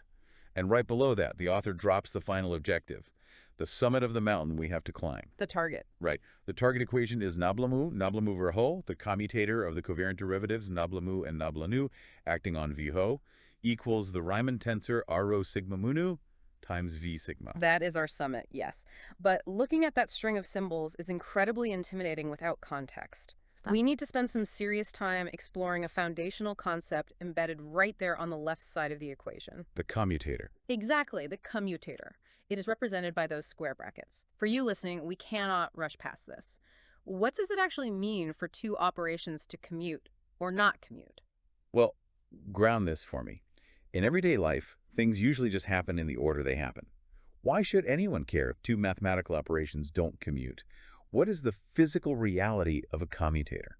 Think about it as a measure of how much an environment cares about the sequence of events. In a perfectly simple, flat environment, many operations are commutative. Like if you deposit a $10 bill into your bank account and then a $5 bill, you have $15. Right. If you reverse the sequence $5 first, then $10, you still have $15. The order of operations does not change the final state of the system. Addition is inherently commutative. So a commutator is essentially asking, does the sequence matter? Precisely. If we put the bank deposits into a mathematical commutator, we subtract the result of the second sequence from the result of the first sequence. 15 minus 15 equals 0. So a 0 result means the order didn't matter. Exactly. But the universe is not a simple bank account. Many physical actions are deeply non-commutative. Consider a physical object, like a book on your desk. Operation A is rotate the book 90 degrees clockwise around its vertical axis. Operation B is rotate the book 90 degrees forward around its horizontal axis. Okay, I'm picturing it. If you do A, then B, the book ends up resting on its side, spine facing you. If you reset and do B, then A, the book ends up resting on its front cover, spine facing to the right. So the final state is entirely different. The order fundamentally changed the outcome. And in physics, commutators are the precise mathematical tools used to quantify exactly how different that outcome is. We calculate the A, then B path, we calculate the B, then A path, and we subtract them. If the answer is anything other than 0, that non-zero remainder is not just an error. It contains profound structural information about the system itself. Which applies to our equation here. Yes. In our target equation, we are looking at the commutator of two derivatives, two movements in space. The fact that moving in one sequence versus another yields a non-zero result is the very definition of curved spacetime. It is the mathematical heartbeat of gravity. That sets up our target equation and gives us a real physical grip on what a commutator is trying to tell us. That covers this introductory section. Have we missed any nuances? I think we've thoroughly unpacked it. Let's proceed to the next sentence. Moving to step 1. The text demands we start from the absolute baseline, the foundational building block for everything that follows. It provides the definition of how to measure change in a curved universe. The covariant derivative definition is the Blamo phi rho plus gamma rho bu sigma, the covariant derivative of phi rho with respect to mu, equals the partial derivative of v rho with respect to mu, plus the connection coefficient gamma rho bu sigma times v sigma. We must analyze this with extreme granularity. The text breaks this formula into three distinct components, and we cannot afford to misunderstand any of them. The first component, that partial derivative, we need to clearly separate this from the rest of the equation. What is a partial derivative doing in isolation? Well, the source notes describe it simply as the derivative with respect to the coordinates. But let's bring that to life. If I'm trying to measure a vector, maybe the velocity of wind, a partial derivative is just asking how that wind changes as I take a tiny step in one specific direction, right? It feels like standard flat grid calculus you learn in high school. It is exactly that. Imagine measuring that wind while walking across a perfectly flat, infinitely vast, rigid parking lot. The grid lines painted on that parking lot are straight, perfectly parallel, and never change. The partial derivative only measures the change in the wind itself. It assumes the underlying grid is immutable. But that assumption is completely false in reality. Space-time isn't a rigid parking lot. Mass and energy warp it. Which brings us to the second bullet point in the text, the connection coefficient. This is represented by that Greek letter gamma. The source author translates this beautifully, calling it the correction term created by the curving of the coordinate system. Why do we need to correct standard calculus? This is the crux of differential geometry. If you are moving on a curved surface, let's say you are hiking across a rugged mountain range, the grid lines you use to measure your latitude and longitude are themselves bending and twisting over the terrain. Yeah. If you want to measure how a vector changes as you move, you are now dealing with two completely separate variables. First, the vector itself might be changing. Second, the underlying coordinate grid is changing beneath it. So the partial derivative is blind to the mountain range. It only sees the vector. Exactly. The partial derivative fails because it doesn't know the grid is bending. The connection coefficient, the gamma, is the mathematical mechanism that tracks the bending of the grid. It tells us exactly how the basis vectors of our coordinate system are twisting at any specific infinitely small point in space. It is the bridge that allows us to compare a vector at point A with a vector at point B in a curved universe. You add the change in the vector, which is the partial derivative, to the change caused by the twisting grid, which is the connection term, and you get the true absolute change. That is the covariant derivative. Perfectly stated. Okay, that makes sense physically. But I have to ask about the third bullet point the text highlights. It's regarding the notation itself. Repeated indices mean sum. Looking at that connection term, the gamma times v term, I see the Greek letter sigma twice. Once as a subscript on the gamma, and once as a superscript on the v.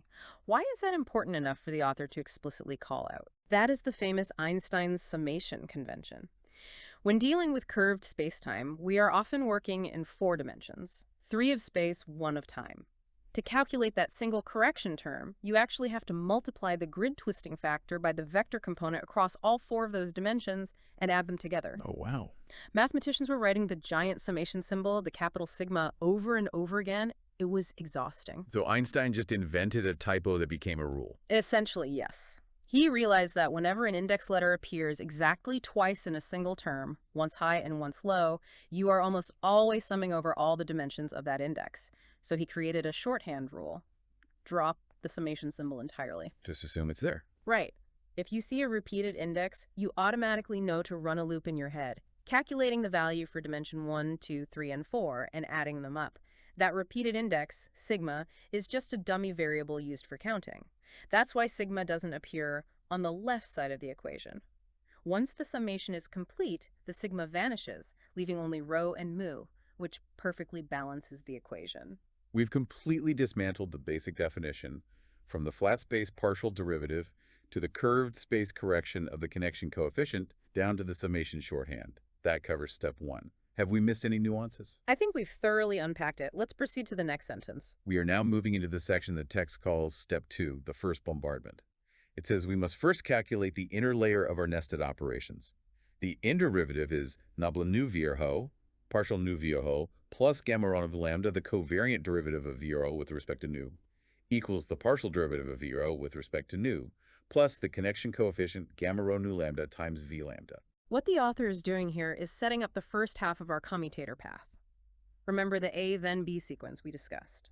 We are preparing operation A. We are simply taking the foundational definition we just spent time unpacking, but we are changing the directional index from mu to nu. So physically, instead of asking how our vector changes when we take a tiny step east, we're now asking how it changes when we take a tiny step north. And because we are still in curved space, we still need both a partial derivative for the northward step and a connection coefficient to correct for how the grid twists northward. Precisely. And notice that the dummy index used for the summation, the repeated index, has been changed from sigma to lambda. As we discussed, the specific letter used for a dummy index doesn't matter. It's just a placeholder for the counting loop. Changing the letter here is a strategic move by the author to prevent algebraic confusion later when these terms start multiplying against each other. We've set up the inner layer, the first movement along the curved grid. That covers this setup phase. Have we missed any nuances before we hit it with the next operation? I think we've thoroughly unpacked it. Let's proceed to the next sentence. The text now instructs us to move forward. It reads, now apply nabla mu to this. We are taking the entire result. We just found the movement in the new direction, and we are forcing it to undergo a second movement, this time in the mu direction. The combined operation is nabla mu left, partial nu hel plus gamma rho nu lambda. The covariant derivative with respect to mu of the covariant derivative with respect to nuda of vho equals the covariant derivative with respect to mu of the quantity, partial derivative of vho with respect to nu plus gamma rho nu lambda times v lambda. Before we actually execute this, we must pause. The author provides a critical piece of logical direction right here. The text explicitly notes, the covariant derivative is a linear operator, so it acts term by term. We cannot brush past the concept of linearity. Let me play devil's advocate for a second. Why does the universe care about linearity? Why is it a relief that this operator is linear? What would happen if it wasn't? If the derivative operator were nonlinear at this foundational geometric level, physics would be an incomprehensible nightmare. Linearity means that the derivative of a sum is strictly equal to the sum of the derivatives. It is the distributive property. Right. It means we can take this complex two-part object inside the parentheses and hit the first part with our derivative, then hit the second part with our derivative, and simply add the results together. So it allows us to isolate variables. Exactly. It allows us to break a complex physical action, moving a vector through a twisting, curving space in two different directions into smaller, independent, mathematically manageable chunks. If it were nonlinear, the two terms inside the parentheses would violently interact with each other the moment you tried to apply the outside derivative. The math would immediately explode into chaos. Linearity is the principle that allows us to reconstruct the complex whole from the simple parts. We've loaded the outer operator and confirmed the mathematical life raft of linearity. That covers the setup for the outer operator. Have we missed any nuances? I think we've thoroughly unpacked it. Let's proceed to the next sentence. Following that rule of linearity, we take our outer covariant derivative of the movement in the mu direction and apply it only to the first piece inside the parentheses, subsection A. The first term is nabla mu, partial nu virho, plus gamma rho v sigma, the covariant derivative with respect to mu of a partial derivative of virho with respect to nu, equals the partial derivative with respect to mu of the partial derivative of vho with respect to nu, plus gamma rho mu sigma times the partial derivative of v sigma with respect to nu. Let's translate the text's assertion here. The author states quite simply, the first term is a simple second-order partial derivative. We need to decode what actually just happened structurally.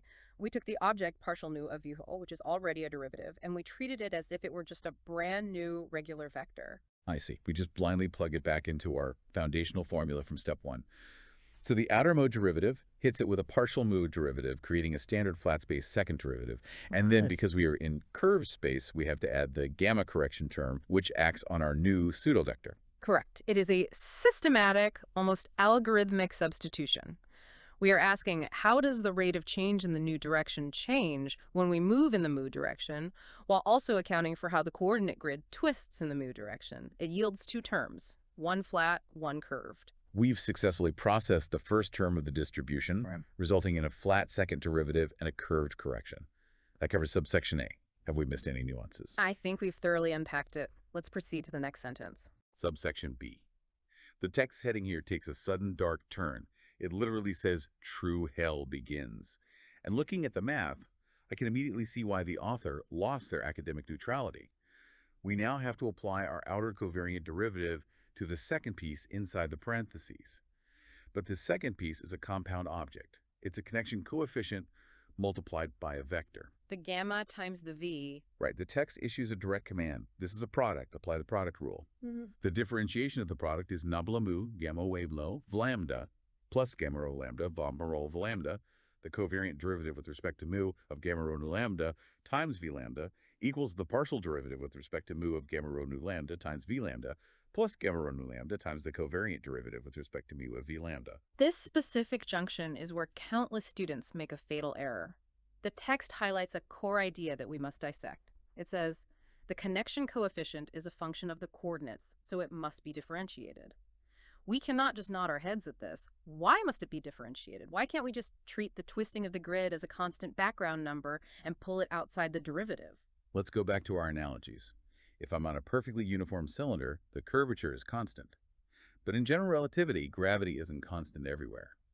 Let's imagine the grid lines wrapped over something highly irregular like a pear or a bowling ball with dents in it. As you move from a smooth area into a dent, the way the grid lines converge and diverge is changing wildly at every millimeter. Precisely. The connection coefficient, that gamma symbol, is the mathematical manifestation of those converging and diverging grid lines. Because the geometry of space-time changes from location to location depending on mass and energy, the connection coefficient itself is deeply dependent on exactly where you are standing. It is a dynamic variable, not a static constant. And because a derivative is specifically a machine designed to measure how variables change, we can't ignore it. When our derivative hits that product, it has to acknowledge that both things are changing. The vector is changing, and the grid itself is changing. Therefore, the standard calculus product rule is mandatory. You take the derivative of the first part, the grid's twist, multiplied by the second part left alone, the vector. Then you add the first part left alone, multiplied by the derivative of the second part. And that splits it up. Yes. The reason the author calls this true hell is an acknowledgement of the explosive nature of tensor algebra. By correctly applying the product rule, what was a single term has now violently split into two highly complex expressions. And as we are about to see, one of those expressions still harbors a nested derivative. We've navigated the product rule and deeply explored why the curvature of the grid is a dynamic, differentiable variable. That covers the initial product rule phase. Have we missed any nuances? I think we've thoroughly unpacked it. Let's proceed to the next sentence. We are still in subsection B. In that product rule expansion we just generated, the very last term contains a completely fresh covariant derivative, the covariant derivative of v lambda with respect to mu. The text refuses to leave this unresolved. It dictates that we must now substitute the fundamental definition of the covariant derivative back into this exact spot. Unboxing it again. Yes, the substituted expansion is partial mu gamma rho nu lambda plus gamma rho nu lambda plus gamma rho nu lambda plus gamma rho nu lambda times the partial derivative with respect to mu of v lambda plus gamma rho nu lambda times v lambda plus gamma rho nu lambda times the partial derivative with respect to mu of v lambda plus gamma rho nu lambda times gamma lambda mu sigma times v sigma. Let's carefully trace the lineage of these symbols for you so the logic chain doesn't break. We started with the second half of our product rule, a connection coefficient multiplied by a covariant derivative. We took that covariant derivative and unboxed it. Based on our foundational formula from step 1, we know that unboxing it yields two things: a flat partial derivative and a curved connection term. So we take the original connection coefficient sitting outside the box, and we multiply it against both of those new items inside the box. Exactly. We distribute it. This transforms our two-term product rule result into a three-term monster. And I want to draw specific attention to the final term of this new triad. Gamma rho nu lambda times gamma lambda mu sigma times v sigma. We now have a scenario where two connection coefficients are multiplying against each other. What does that mean physically? A grid twist multiplied by a grid twist. It represents a second-order effect of curvature. It is the geometric interaction of the space-time curvature with itself across different dimensions as you move. It is a mathematical testament to the extreme non-linearity of gravity in general relativity. Gravity interacts with gravity. We've completed the substitution and unveiled the interaction of the connection coefficients. That covers the rest of subsection B. Have we missed any nuances? I think we've thoroughly unpacked it. Let's proceed to the next sentence. Moving to subsection C. We have survived the distribution and the product rule. The text now instructs us to synthesize everything from parts A and B. We are stitching together the linear distribution and the expanded product rule into one contiguous equation. The text refers to this proudly as the first big chunk. The complete first expansion is nabla mu manu viho plus gamma vu lambda plus gamma v lambda viho plus gamma 1b sigma, the second covariant derivative with respect to mu then nu of viho equals the second partial derivative with respect to mu then nu of viho plus gamma rho mu sigma times the partial derivative with respect to nu of v sigma plus the partial derivative with respect to mu of gamma rho nu lambda times v lambda plus gamma rho nu lambda times the partial derivative with respect to mu of v lambda plus gamma rho nu lambda times gamma lambda mu sigma times v sigma. We must pause to appreciate the sheer density of what has been constructed. Look at what we started with. Two simple operators acting on a vector. By relentlessly applying the strict definitions of geometry and calculus, we have unfurled it into a 5-term mathematical leviathan. It's intimidating, but knowing how we got here, it makes sense. It encodes absolutely everything. It tracks the raw flat space change, the correction for the grid twisting in one direction, the rate at which the twist itself is changing, the correction for the grid twisting in the other direction, and finally, the compounding effect of the twist interacting with itself. Exactly. It is a masterpiece of logical deduction. This single line mathematically describes the exact, exhaustive reality of pushing a vector along a path in a curved universe. We have successfully forged the first big chunk and completed the first bombardment phase. That covers subsection C. Have we missed any nuances before we move to the mirror phase? I think we've thoroughly unpacked it. Let's proceed to the next sentence. Okay, step 3. This is where the grueling labor pays off through symmetry. The text states that we now have to calculate the reverse path. The covariant derivative with respect to nu of the covariant derivative with respect to mu of 0. We are doing the exact same operation, but the order of the directional indices mu and nu is completely swapped. Reversing the sequence. Right, and because the mathematical structure is 100% identical, the author spares us the repetition and jumps straight to the result. The result of swapping the indices is la blanda nu lambda blah mu lambda plus gamma lambda blanda plus gamma lambda plus gamma lambda, the second covariant derivative with respect to nu then vo of 0 equals the second partial derivative with respect to nu then mu of 0 plus gamma rho nu sigma times the partial derivative with respect to mu of v sigma plus the partial derivative with respect to nu of gamma rho mu lambda times v lambda plus gamma rho mu lambda times the partial derivative with respect to nu of v lambda plus gamma rho mu lambda times gamma lambda nu sigma times v sigma. If you visualize this new 5-term equation and compare it to the one we built in... So if the first equation was the mathematical map of walking east then north, this new equation is the exhaustive mathematical map of walking north then east. Exactly. We have now fully mapped the A then B path and the B then A path. The two halves of our commutator are complete and they are enormous. The stage is now perfectly set for them to collide. We have our second 5-term expansion completing the mapping of the reverse path. That covers step 3.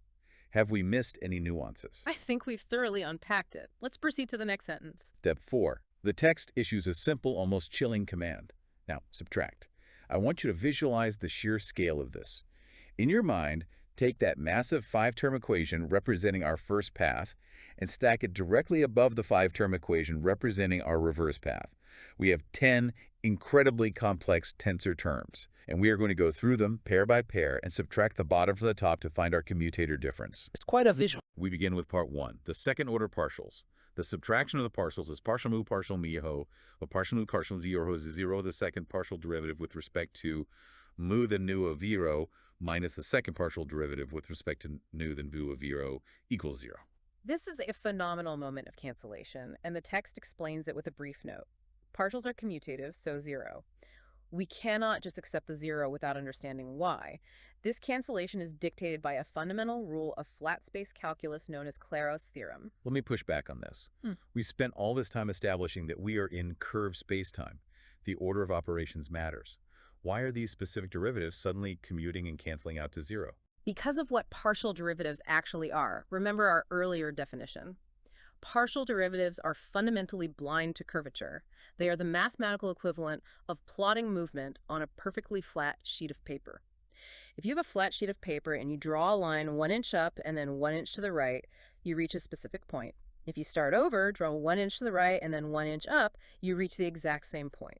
So even though the actual universe is curved, these specific terms within our massive equation represent the flat space projection of our movement. Precisely. They are the baseline measurement before the gamma connection coefficients apply the curve correction. And because the baseline flat space geometry is commutative, the sequence doesn't matter. The up then right partial derivative is numerically identical to the right then up partial derivative. So when you subtract one from the other, they annihilate each other perfectly, leaving absolute zero. We have annihilated the flat space second derivatives using Clairaut's theorem. That covers part 1 of the subtraction. Have we missed any nuances? I think we've thoroughly unpacked it. Let's proceed to the next sentence. Okay, part 2. We move to the next set of terms. We need to gather all the terms from our two equations that feature a single partial derivative of our vector, v. There are 4 of these terms scattered across the battlefield, 2 from the top equation and 2 from the bottom equation. The author groups them together and delivers a piece of meta-commentary. This is the part where textbooks say, surprisingly, the first-order derivative terms all disappear. The text asserts they exactly cancel each other out.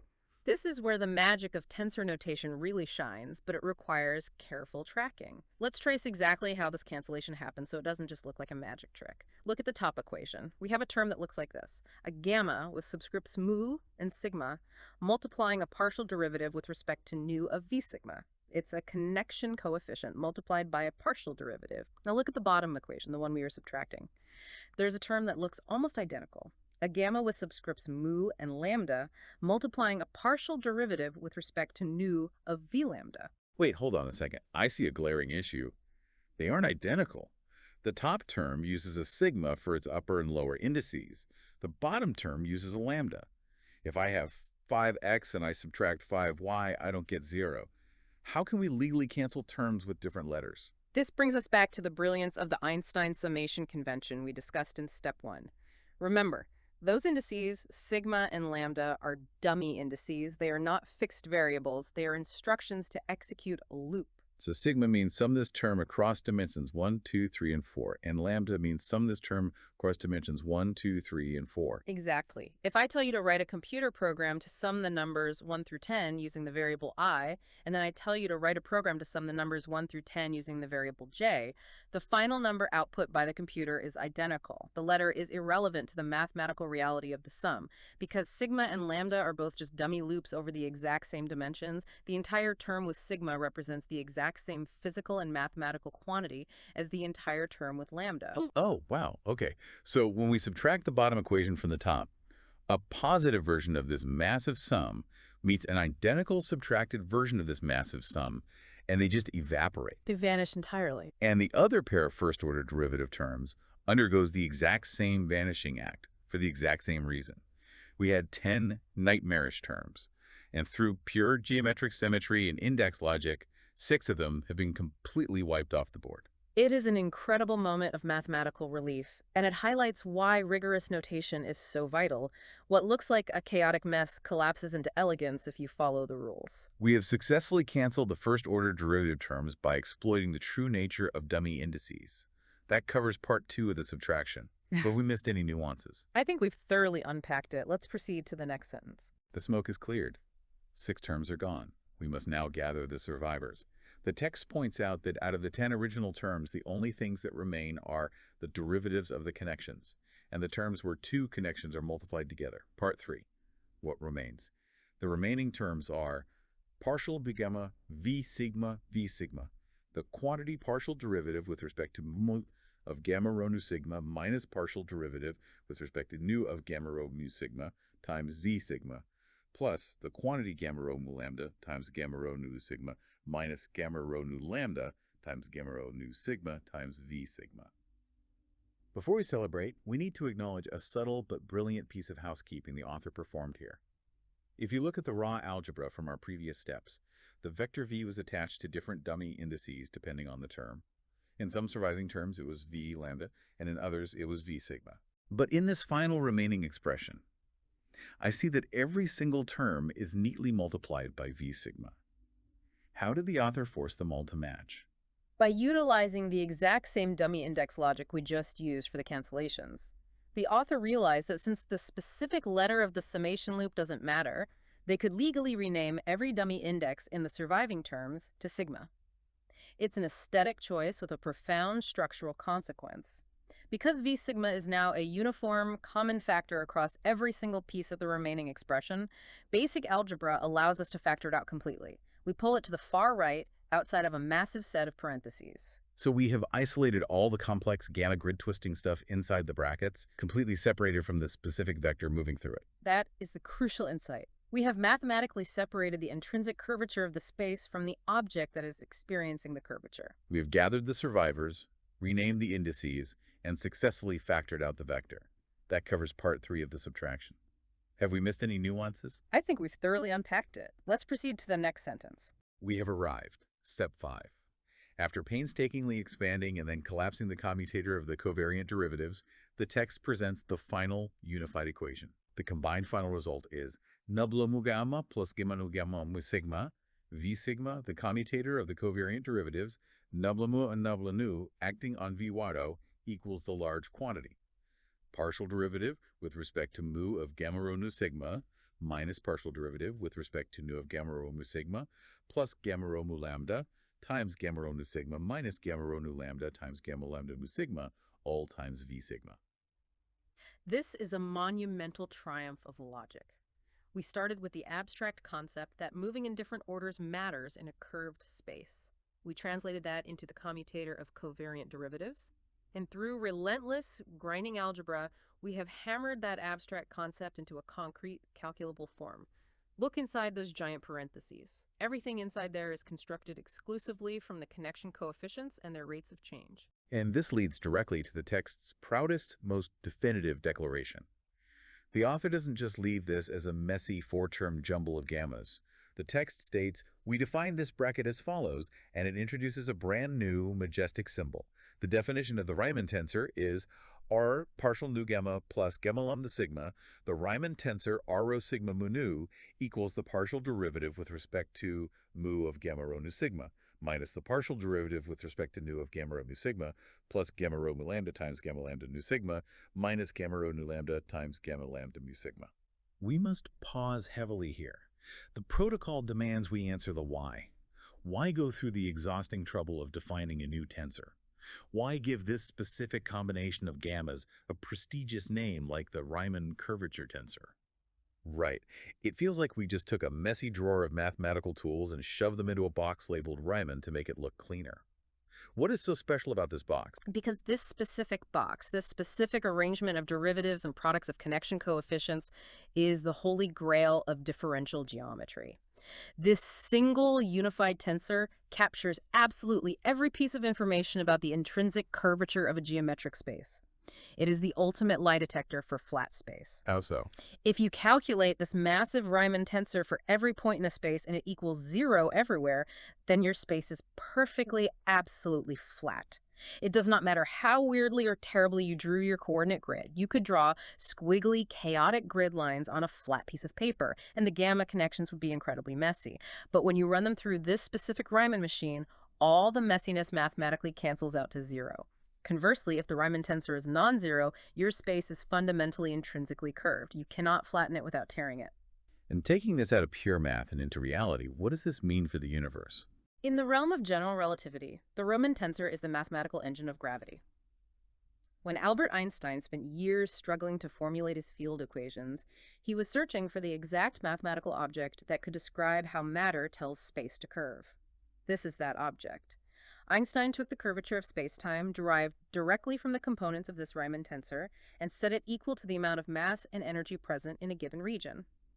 By isolating this tensor today, step by step, we haven't just solved a math problem. We have manually assembled the machinery that dictates why planets orbit stars and why apples fall to the ground. We have successfully birthed the Riemann tensor and defined its world-altering physical significance. That covers the formulation of the tensor. Have we missed any nuances? I think we've thoroughly unpacked it. Let's proceed to the next sentence. Moving to step 6. The text steps back from the raw symbols and observes the overarching structure of our newly forged Riemann tensor. The author points out a very distinct rhythm to the math we just built.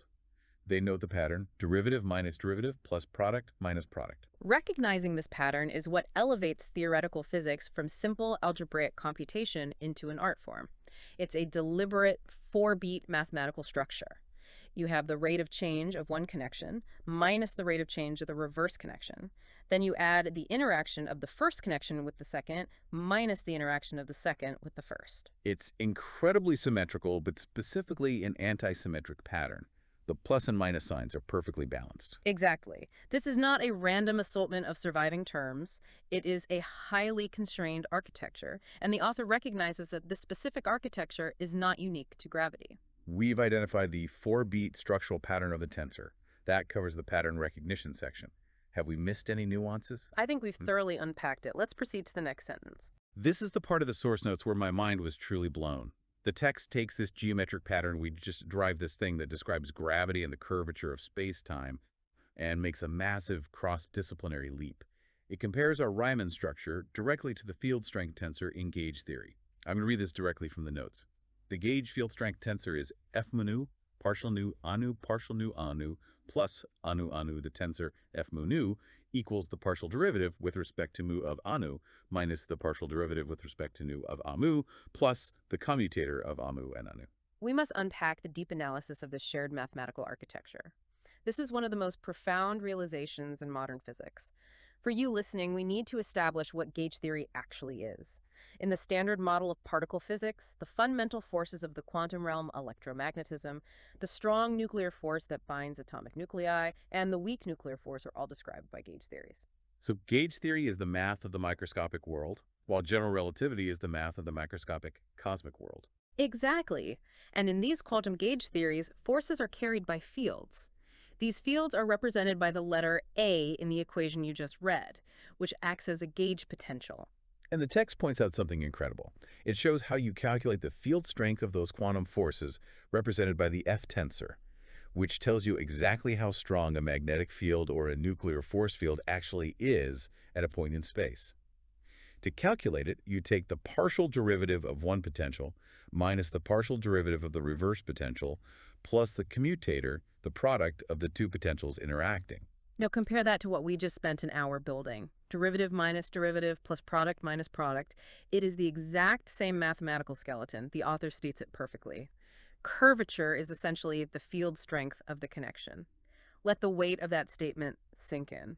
Gravity, which we perceive purely as the geometric bending of space and time, is mathematically identical in its deepest operating system to the field strength of fundamental quantum forces. Yes. In gravity, the potential is the geometry of the space itself, the twisting connection grid. In electromagnetism, the potential is the electromagnetic field interacting with charge. But the mathematical machinery that processes those potentials and spits out the physical force, you actually feel the Riemann tensor for gravity and the field strength tensor for electromagnetism. They're cut from the exact same mathematical cloth. This shared structural architecture is what gives theoretical physicists the tantalizing hope that all the seemingly disparate forces in the universe ultimately stem from a single, beautiful, unified source. We have drawn the connection between the geometry of gravity and the field strength of gauge theory. That covers step 6. Have we missed any nuances? I think we've thoroughly unpacked it. Let's proceed to the next sentence. We're in the final stretch, step 7. The text wraps up by addressing the big, lingering questions that might still be haunting us after that grueling derivation. It asks, why do the first-order derivative terms all disappear? Why do only the rates of change of the connection and the products of connections remain? The author is challenging the reader to look past the algebraic parlor trick of the dummy indices we performed earlier. Yes, the terms canceled algebraically. But why did they cancel physically? The math didn't shake out that way by accident. It canceled because of what curvature fundamentally is. Right. The first-order derivatives just represented our specific vector changing along a specific path. Exactly. But the intrinsic curvature of spacetime doesn't care about your specific vector. It doesn't care if you are a photon, a planet, or an empty coordinate line. Curvature is a property of the arena itself, independent of the players inside it. The remaining terms, the derivatives and products of the connections, are the only mathematical pieces that truly describe the intrinsic, objective twist of the spacetime fabric. The math naturally filters out the subjective experience of the vector and leaves only the objective reality of the curved space. We've explored the philosophical reasoning behind the surviving terms. That covers the first part of Step 7. Have we missed any nuances? I think we've thoroughly unpacked it. Let's proceed to the next sentence. The text delivers its final thesis, summarizing everything we have learned today in one sentence. Curvature is not the distortion of coordinates, but the angle a vector turns when moved along the coordinates. That is geometric non-commutativity. This is the moment we bring the mathematical abstraction back into visceral, physical reality. We need to deeply explain this concept of parallel transport to you. This physical analogy perfectly mirrors our mathematical derivation of the commutator. Imagine you are an explorer standing exactly on the Earth's equator.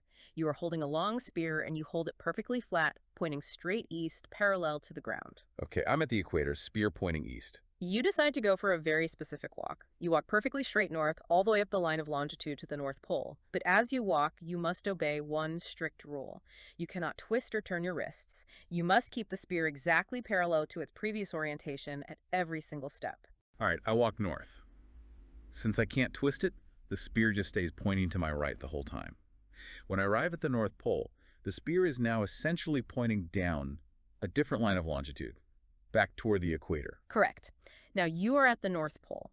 Without twisting your wrists, you sidestep. You slide down a completely different line of longitude, let's say one that is 90 degrees away from your original path. You walk straight south until you hit the equator again. Finally, you walk sideways along the equator back to your exact starting point.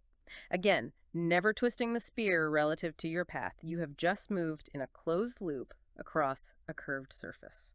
And when I get back to my starting point, the spear is completely messed up. I started with it pointing straight east along the equator. But because I kept it parallel to my path the whole time, when I return, the spear is now pointing straight north. Exactly. You never locally twisted the spear. At every infinitely small step, your partial derivative of the spear's angle was 0. But the intrinsic curvature of the globe itself forced the spear to rotate by 90 degrees by the time you completed the loop. So this rotation, this physical mismatch between the start of the loop and the end of the loop, is the non-commutativity we were talking about at the very beginning of the deep dive. Yes. Moving north, then west, then south does not return you to the same state as if you hadn't moved at all. The order of movement fundamentally alters the state of the vector. What if I did a smaller loop? What if I didn't go all the way to the North Pole? If you did a smaller loop, the spear would still rotate, but by a smaller angle. The amount of rotation is directly proportional to the amount of curvature contained inside the loop you walked.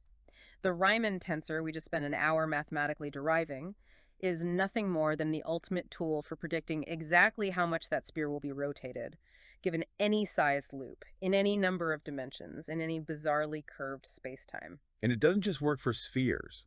If I walked a loop on a saddle shape, the negatively curved space, the spear would rotate the opposite way. Precisely. The Riemann tensor tracks it all. It is the mathematical quantification of geometric non-commutativity.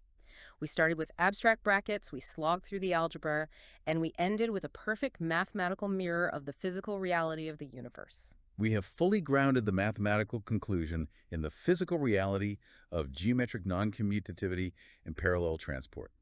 That covers the final section of the text. Have we missed any nuances? I think we've thoroughly unpacked it. Let's proceed to the conclusion. What an absolute, grueling, magnificent journey. We didn't just passively read a textbook today. We actively defied one. We refused to be waved away.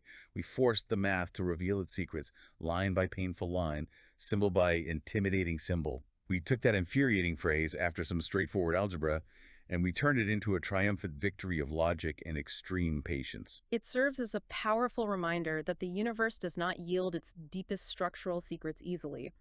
True understanding requires a willingness to sit in the discomfort of complexity. And I want to connect this directly back to you, the listener.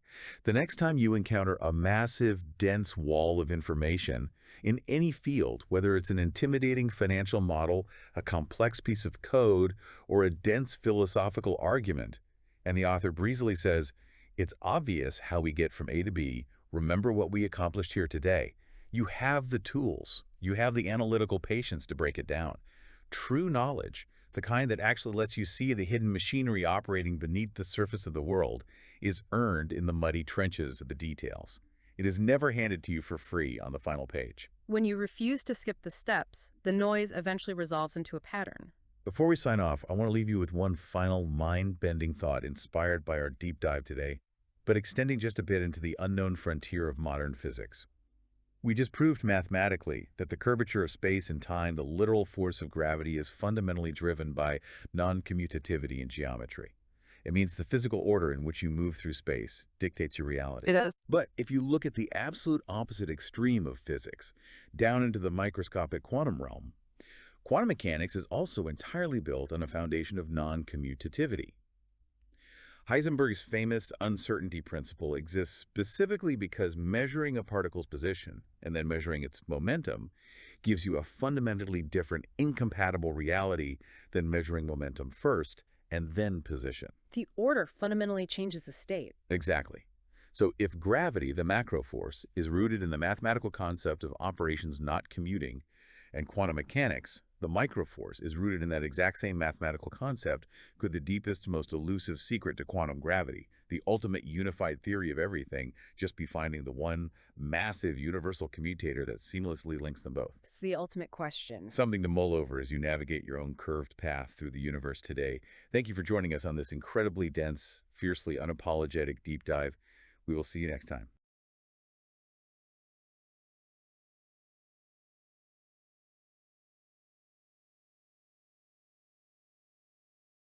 Welcome to a very special, unapologetically rigorous deep dive. And I want to set the stage right out of the gate here because we are talking directly to you. You are the third person in the room with us for this journey. Right. Today, we are going to tackle one of the most universally dreaded, well, infamous tropes in all of higher mathematics and theoretical physics. It really is. If you've ever read a dense textbook on general relativity or a groundbreaking paper in differential geometry, you know exactly the trope I mean. You're reading along, following the logic, you turn the page, and the author writes those 4 terrifying words after some straightforward algebra. Oh, yeah. And suddenly they present a completely transformed, totally unrecognizable equation that looks like a bowl of Greek alphabet soup. It is the ultimate academic sleight of hand. And it's incredibly frustrating for the learner. I mean, textbooks on differential geometry will casually skip dozens of lines of grueling multi-index derivation under the guise of it being trivial or straightforward. They just leave you stranded. Which is why today, our mission is to fix exactly that. We are going to unfold every single line, every single hidden step of one of the most notorious straightforward derivations in physics, which is the construction of the Riemann curvature tensor. Which is essentially the mathematical engine of gravity. Exactly. And to do this, we are operating under the strict parameters of the unabridged protocol. Right, which means we are going deliberately, meticulously slow. We're assuming we have infinite time here. We will digress into the foundational geometric concepts, we will visualize the coordinate systems, and most importantly, we will not skip a single line of the algebra. I do want to warn you right now, this is going to be a massive step-by-step deconstruction. We are going to be slinging a lot of indices, but I also want to make a promise to you. If you stick with us, if you push through the algebra and visualize what these terms are actually doing in physical space, you are going to experience a profound aha moment about the fundamental structural nature of our universe. It's a truly beautiful payoff if you do the work. So, let's introduce the opening lines of our source text, which we actually translated from the original Korean. The author starts with a fantastic declaration of intent. They write, "Okay, there is nowhere to run now. We will unfold all the dozens of lines hidden in that single line from the first definition to the end." I absolutely love the honesty of that translation. Nowhere to run. Right. It perfectly captures the feeling of staring down a derivation you've been avoiding all semester. So let's lay out the starting point. We are evaluating a mathematical object known as the commutator, and it's acting on a vector field. Okay, let's give them the exact target formula we are starting with. The starting expression is the commutator bracket, which is nablamu, nablamu, numu, nablamu, veroware. Yeah. The commutator of nablamu, nablanu acting on viro equals nablamu of nablanu of viro minus nablanu of nablamu of viro. And the text explicitly lays out our final destination. Our goal, the holy grail of this deep dive, is to prove that this specific operation naturally spits out the Riemann tensor. So we need the final goal formula too. The final goal is the commutator equation nablamu nablanu v sigma. The commutator equals the Riemann tensor r sigma munu times the vector v sigma. Exactly. So looking at the author's setup, the translation, and our starting and ending formulas, does that cover the initial text translation and target formulas completely? Yes, I believe we've thoroughly unpacked every nuance of the mission statement and the boundary conditions. The foundation is set. Let's proceed to the first actual step in the text. All right, we are moving into the source text's first major section, appropriately titled Step 1, the most basic definition. The author tells us that to build this massive tensor, we have to start from the absolute ground floor, which is the definition of the covariant derivative. Right, because if you're going to do calculus in curved space-time, you need a derivative that actually respects that curvature. Exactly, and the source provides the foundational formula for this entire exercise. The mathematical expression is the covariant derivative, which is nablamu verho plus gamma wu verho plus gamma wu mudo, nablamu of vero, equals partial mu of verho plus gamma rho mu sigma times v sigma. Now, adhering to our unabridged protocol, we cannot just read that and move on. We have to dissect every single piece of this anatomy for you. Let's start with the object we are actually operating on. What exactly is the term virho? Well, it's a vector field. But since we are assuming you are already somewhat familiar with the calculus, let's think about this geometrically. We aren't just talking about an arrow drawn on a flat piece of graph paper. No, you have to imagine a curved manifold. Right. Think of the surface of a perfectly smooth, undulating landscape, or, a globe. At every single point on that landscape, there is a vector. Maybe it represents the wind velocity at that specific spot on the Earth. Oh. The superscript rho is our coordinate index. It tells us we're looking at a specific dimensional component of that vector.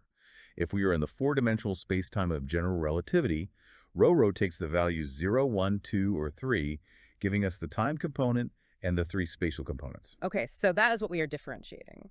Now let's look at the first term on the right side of the equation. We have the standard partial derivative operator, which is partial mu. Yes. If we know basic calculus, we know this measures how much a function changes as you nudge it along one specific coordinate direction, mu. But the crucial question here is, why isn't a simple partial derivative good enough? Why do we need this massive extended formula for curved space? That is the pivotal question of differential geometry. A standard partial derivative works perfectly in flat space because your coordinate grid, your x, y, and z axis is completely rigid. It's fixed. Right. If you move a vector from point A to point B to compare them and calculate a rate of change, the background grid hasn't changed at all. But on a curved surface, your grid lines are twisting beneath you. I always picture drawing a straight grid of latitude and longitude lines on a globe. Exactly. As you move towards the North Pole, those longitude lines converge. They curve inward. Right, so if you just take a standard partial derivative of the wind velocity vector as you move north, your mathematical result is going to be heavily distorted. You are accidentally measuring two different things at once, the actual physical change in the wind and the artificial change caused by the fact that your underlying map is squishing together. Precisely. Which brings us to the hero, or depending on your perspective, the absolute villain of our algebraic journey, the correction term. This is driven by the Christoffel symbol, often referred to in the text as the connection coefficient, which is gamma rho mu sigma. Whenever I see a gamma in an equation, I immediately tense up because it usually means the algebra is about to explode. It definitely has that reputation. But geometrically, it is beautiful. If the partial derivative gives you the raw, uncorrected rate of change, the Christoffel symbol is the exact mathematical counterweight needed to subtract out the twisting of your coordinate system. Okay. It literally connects the adjacent tangent spaces on our curved manifold. It tells you exactly how the basis vectors of your underlying grid change as you move in the mu direction.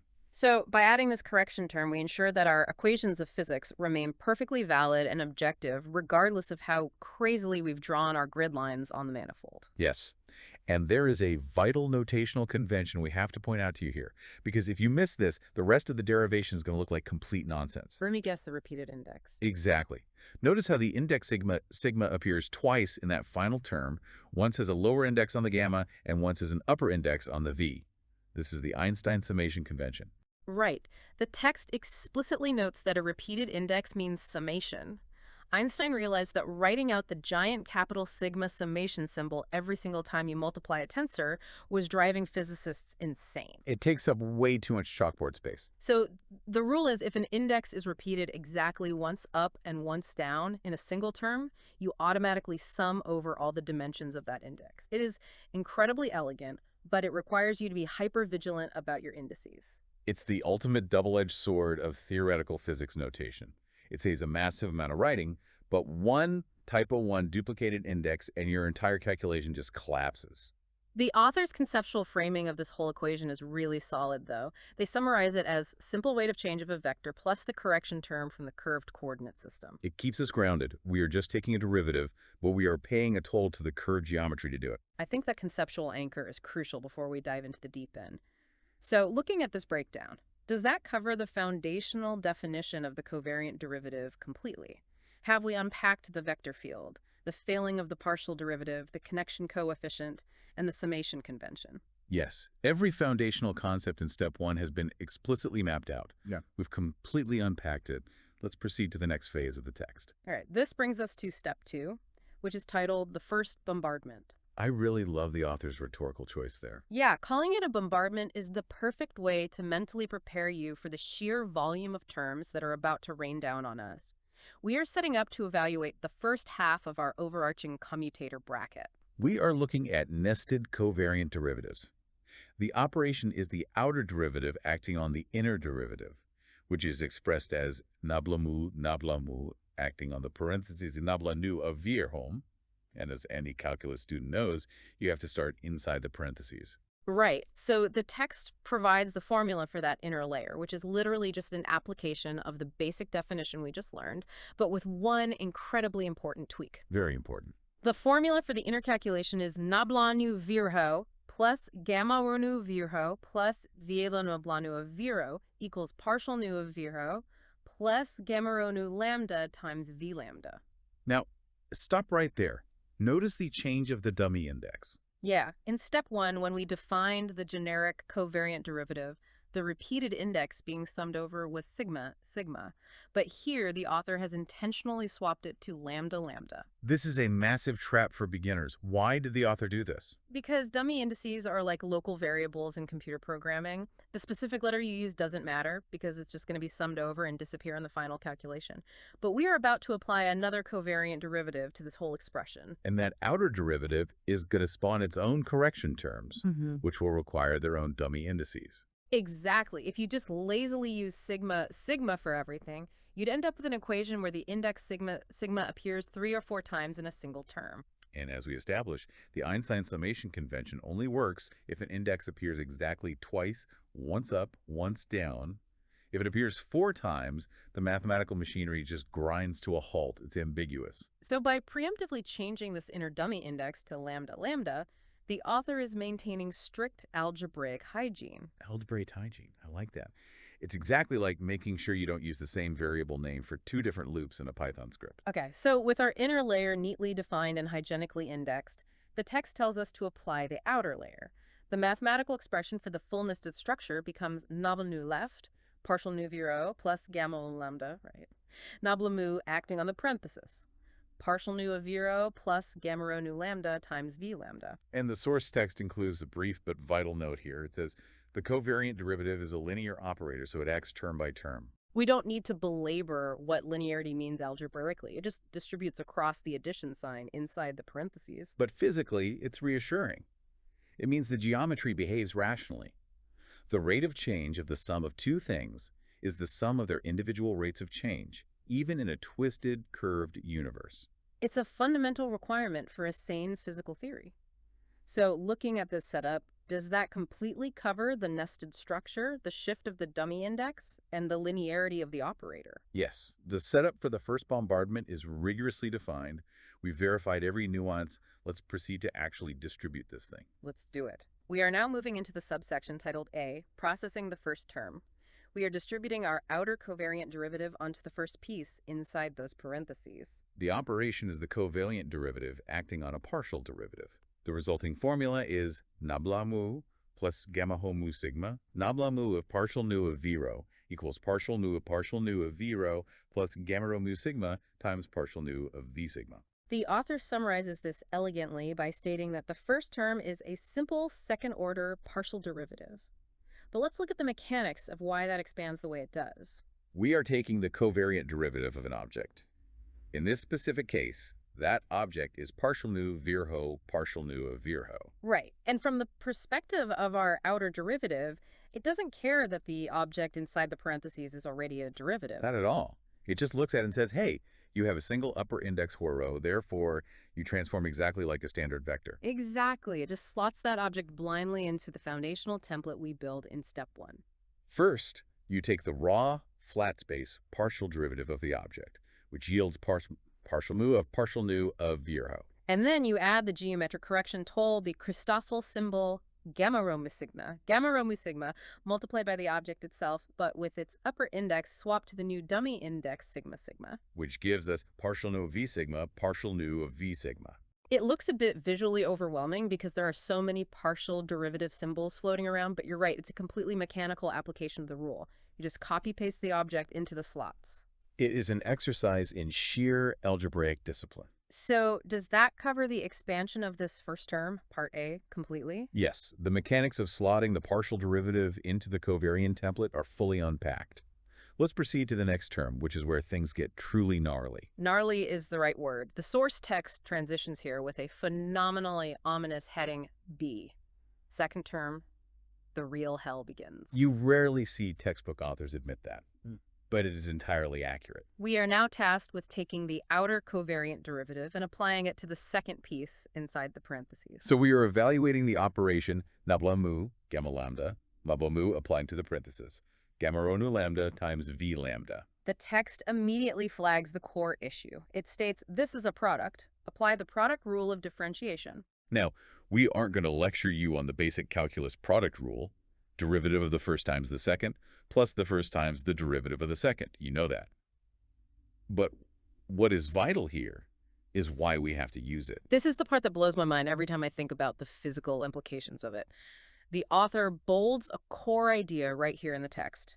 Connection coefficients are also functions of coordinates. Therefore, they must be differentiated. It is so easy to fall into a psychological trap when you look at a symbol like gamma gamma. Yeah. It's a Greek letter, it looks static, it feels like it should just be a constant matrix of numbers that you can casually slide outside the derivative operator, but it is not a constant. The connection coefficient explicitly describes the curvature of space-time at a specific localized point.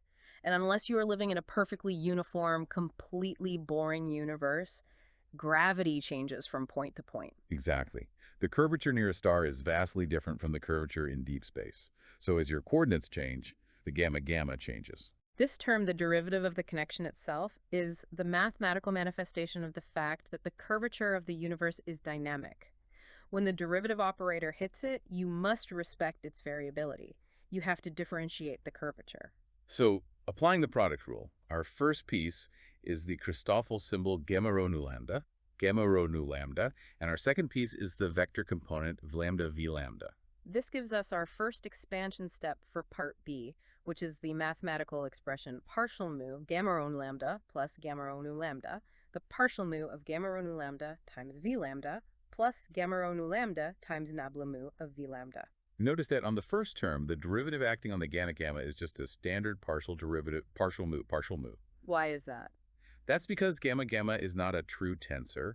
It doesn't transform cleanly between coordinate systems, so we just take its raw rate of change. But look at the second term. We are left with a trailing covariant derivative acting on a vector nabla mu v lambda nabla mu of v lambda. Right, and we can't just leave that hanging there. We have to unpack that trailing derivative using our foundational definition one more time. The substitution equation we need is nabla mu v lambda partial mu v lambda plus gamma lambda v sigma nabla mu of v lambda equals partial mu of v lambda plus gamma lambda mu sigma times v sigma.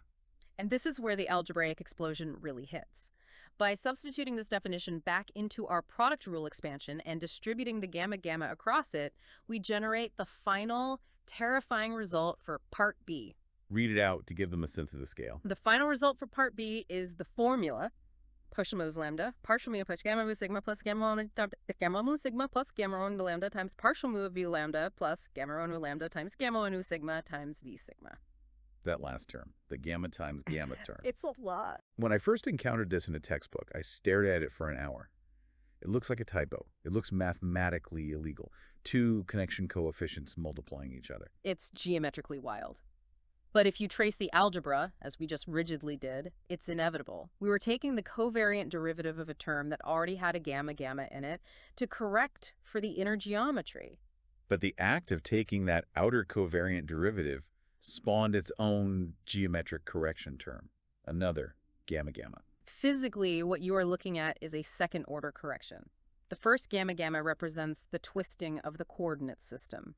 The second gamma represents the fact that the twisting itself is twisting as you move along the manifold. It's like measuring the curvature of an ocean current that is caught inside a larger curving ocean current. The interaction between the outer curvature and the inner curvature mathematically manifests as a product of two Christoffel symbols. It's absolutely breathtaking when you realize what it actually represents, but man, is it ugly on a chalkboard. It really is. So, looking at this phase of the derivation, does that completely cover the product rule expansion and the physical necessity of differentiating the connection? Yes.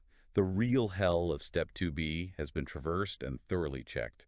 The logic for every term's existence is completely locked in. Let's proceed to piece the monster together. All right, we are jumping to the section simply titled C, putting it all together.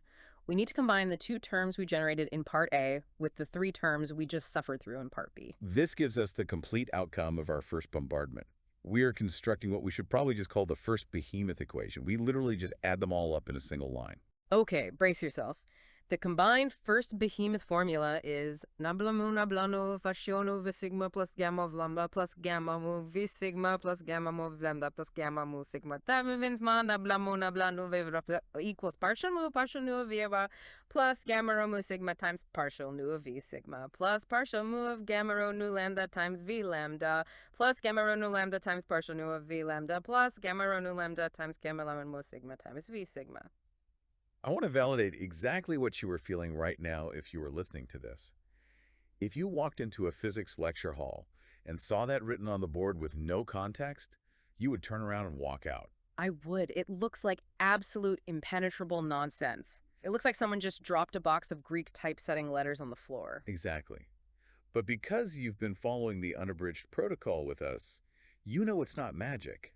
It is a highly logical, completely inevitable result. It is simply the basic definition of a derivative in curved space, applied twice, respecting the standard rules of calculus and carefully tracking our dummy indices so they don't crash into each other. It is a 5-term monster, yes, but we know the precise origin story of every single one of those terms. That is the power of actually doing the straightforward algebra instead of skipping it.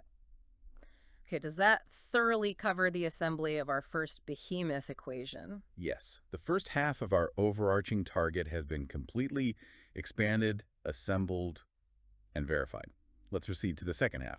The source text now brings us to step 3, the second bombardment. This represents the back half of that commutator bracket we established at the very beginning of the deep dive. We are looking to evaluate the exact reverse operation. We need to expand the nested derivative formula. Nabla nu, nabla mu acting on the parenthesis. Nabla mu of via ho. Now you might be thinking, oh no, we have to do all of that product rule garbage again. But the text notes something beautiful here. It says, repeat the exact same structure. Just write the result. This is where we get to use symmetry to our advantage. The mathematical structure of what we are about to do is 100% identical to what we just did. We are just applying two covariant derivatives in a row to a vector. The only difference is the outer labels. So instead of doing the excruciating algebra again, all we have to do is take our fully assembled first behemoth equation and meticulously go through it, swapping every instance of the index mu with the index nu and vice versa. We just have to be incredibly careful not to touch the internal dummy indices. So by performing this rigid index swap, We generate the second behemoth equation, which is nablama nablama plus gamma blamba partial nu v lambda plus gamma lambda v lambda plus gamma lambda bom lambda plus gamma v lambda plus gamma rho nu sigma times partial nu of v sigma plus gamma rho nu sigma times partial nu of v sigma plus partial nu of gamma rho mu lambda times v lambda plus gamma rho mu lambda times partial nu of v lambda plus gamma rho mu lambda times gamma lambda nu sigma times v sigma.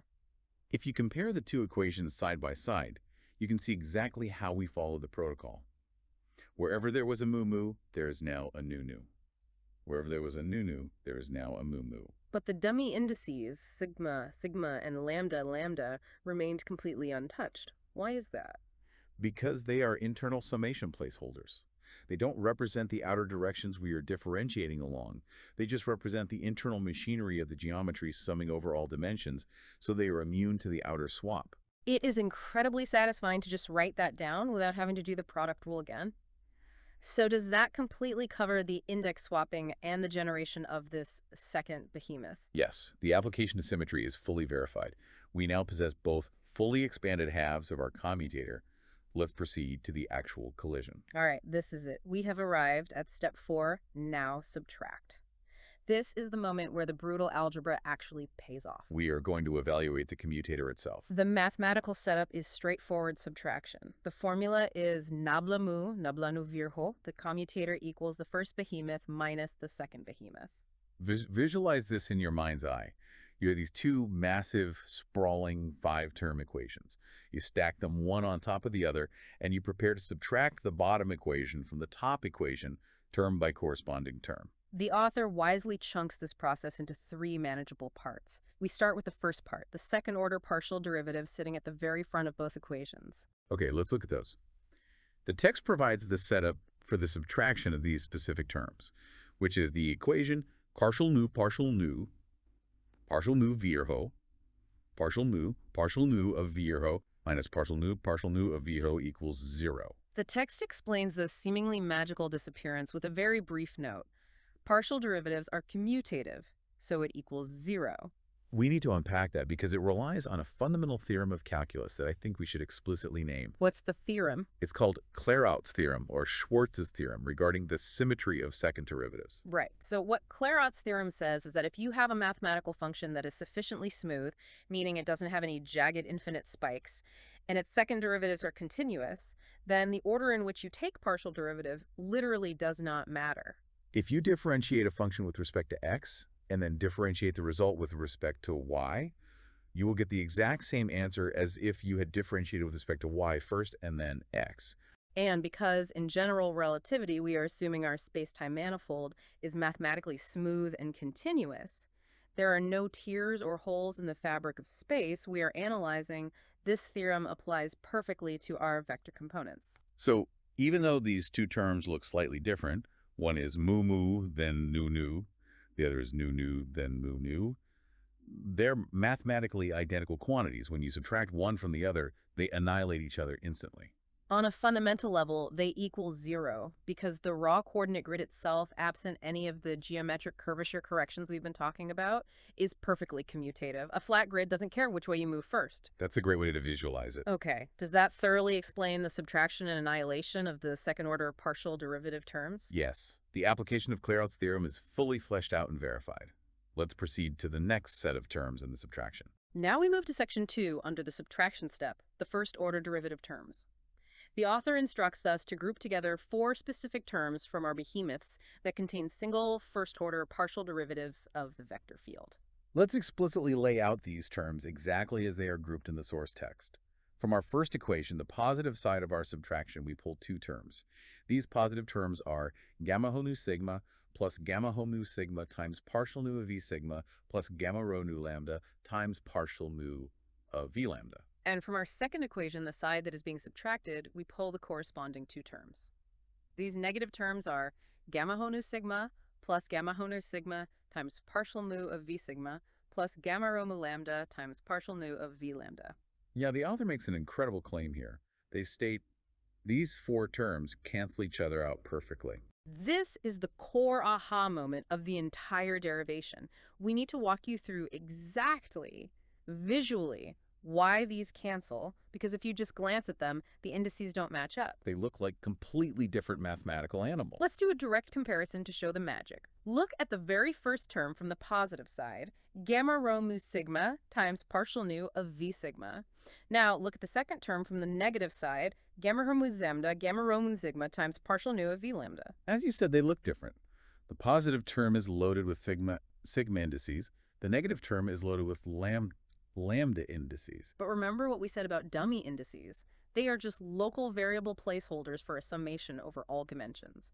The structural mathematical skeleton of both terms is 100% identical. Look closely. Both terms consist of a gamma gamma with a lower mu mu, an upper rho rho, and a dummy lower index.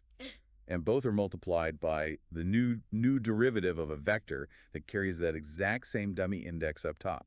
Because the name of the dummy index is entirely arbitrary, we are allowed to simply erase the lambda in that negative term and rewrite it as a sigma. It changes absolutely nothing about the mathematical value of the term. But once you do that relabeling, the negative term becomes visually perfectly identical to the positive term. It is a perfect mirror image. Therefore, when you subtract them, poof, they equal 0. And the exact same logic applies to the remaining two terms we grouped. The positive gamma rho v lambda, gamma rho nu lambda times partial mu of v lambda perfectly cancels the negative gamma rho v sigma, gamma rho nu sigma times partial mu of v sigma once you relabel the dummy indices to match. The author includes a triumphant, somewhat snarky note here. This is the part where textbooks say, surprisingly, the first-order derivative terms all disappear. It is entirely surprising. We just spent all this time building up this massive 10-term algebraic nightmare, and suddenly, through the sheer magic of symmetry and the realization that dummy indices can be relabeled, the messiest, ugliest parts of the equation just evaporate into thin air. And this is exactly why textbooks skip it. To write out the rigorous justification for dummy index relabeling takes up half a page of dense text, so authors just wave their hands and say it cancels. But visualizing that structural mirror image is essential for understanding how the math actually behaves. So looking at this step, does that cover the dummy index relabeling and the resulting mirror image cancellation completely? Yes, the mechanism of the cancellation is rigorously explained and verified. We have unpacked it entirely. Yeah. Let's proceed to see what is left standing in the rubble. We move to section 3, what remains. After the slaughter of the second-order partial derivatives and the evaporation of the first-order terms, we must gather the survivors. The text elegantly organizes these surviving terms into two distinct conceptual categories. First, we have the terms involving the partial derivatives of the connection coefficients. The gathered expression for these derivative terms is partial mu sigma, the parenthesis, partial mu of gamma rho nu sigma minus partial nu of gamma rho mu sigma times v sigma. Now, I must interject here to point out an incredibly subtle pro-level algebraic move the author just pulled off. Oh, I know what you're looking at. In our original behemoth equations, the dummy index attached to the vector v in these specific terms was actually lambda lambda. But if you look at the gathered expression, the author has quietly adjusted that dummy index to sigma.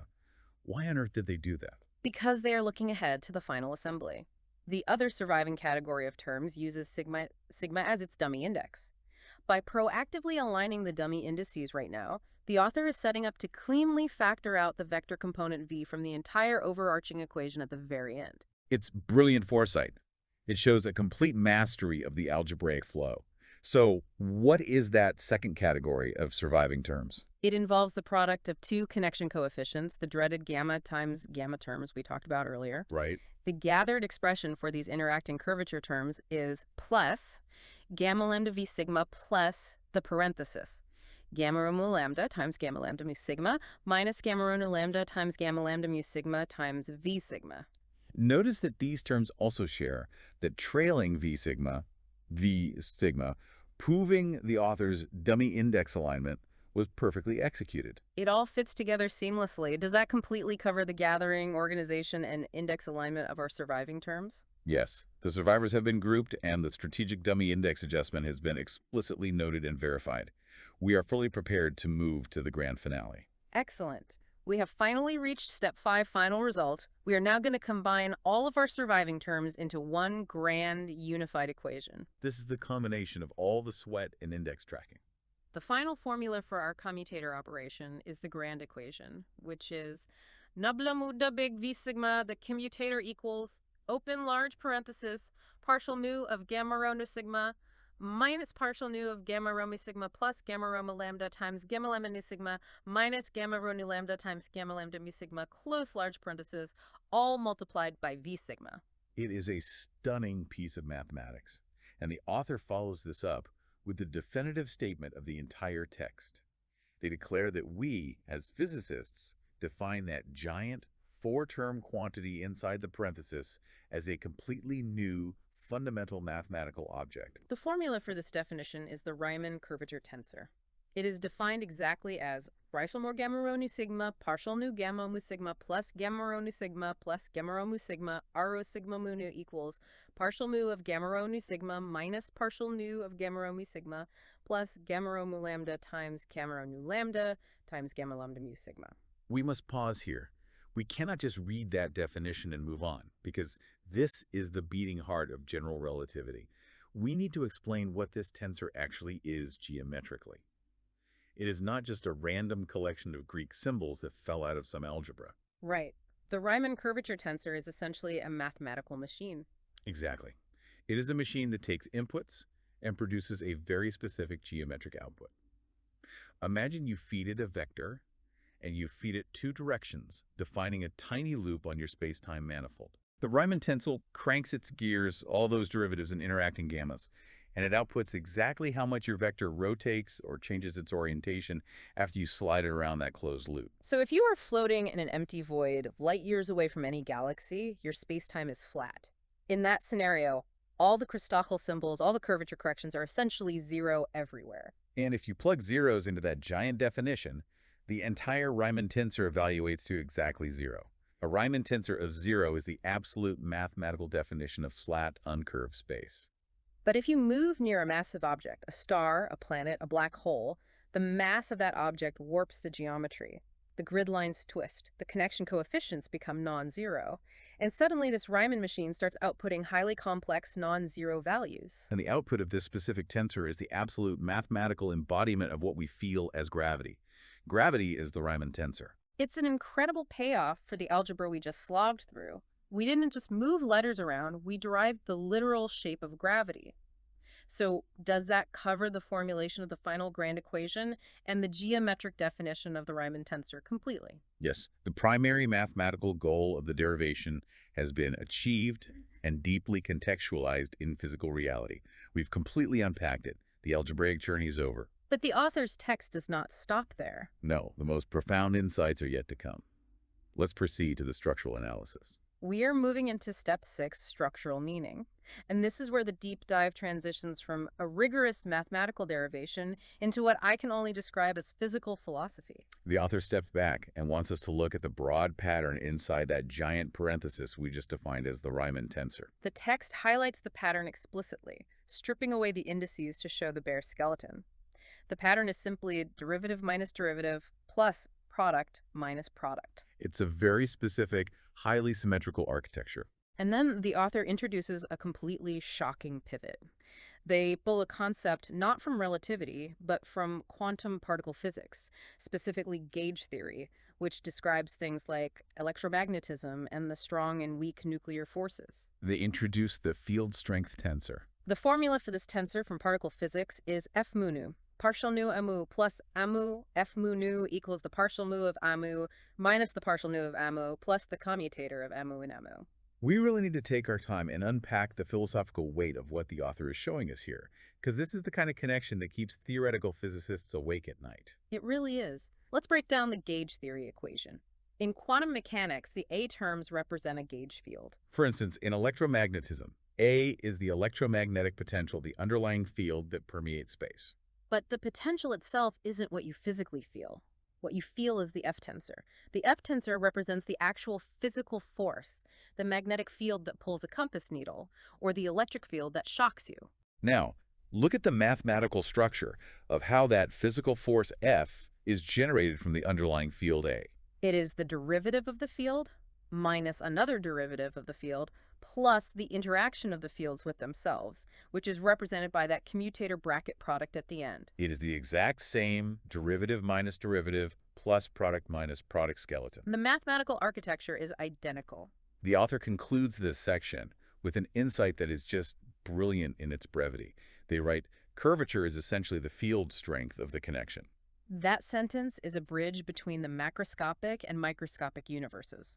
Historically, gravity described by Einstein's smooth, curving geometry and the quantum forces described by the discrete, interacting fields of gauge theory were thought to be entirely separate, incompatible beasts. They speak completely different mathematical languages. But this step reveals that deep down, in their fundamental algebraic DNA, they share the exact same blueprint.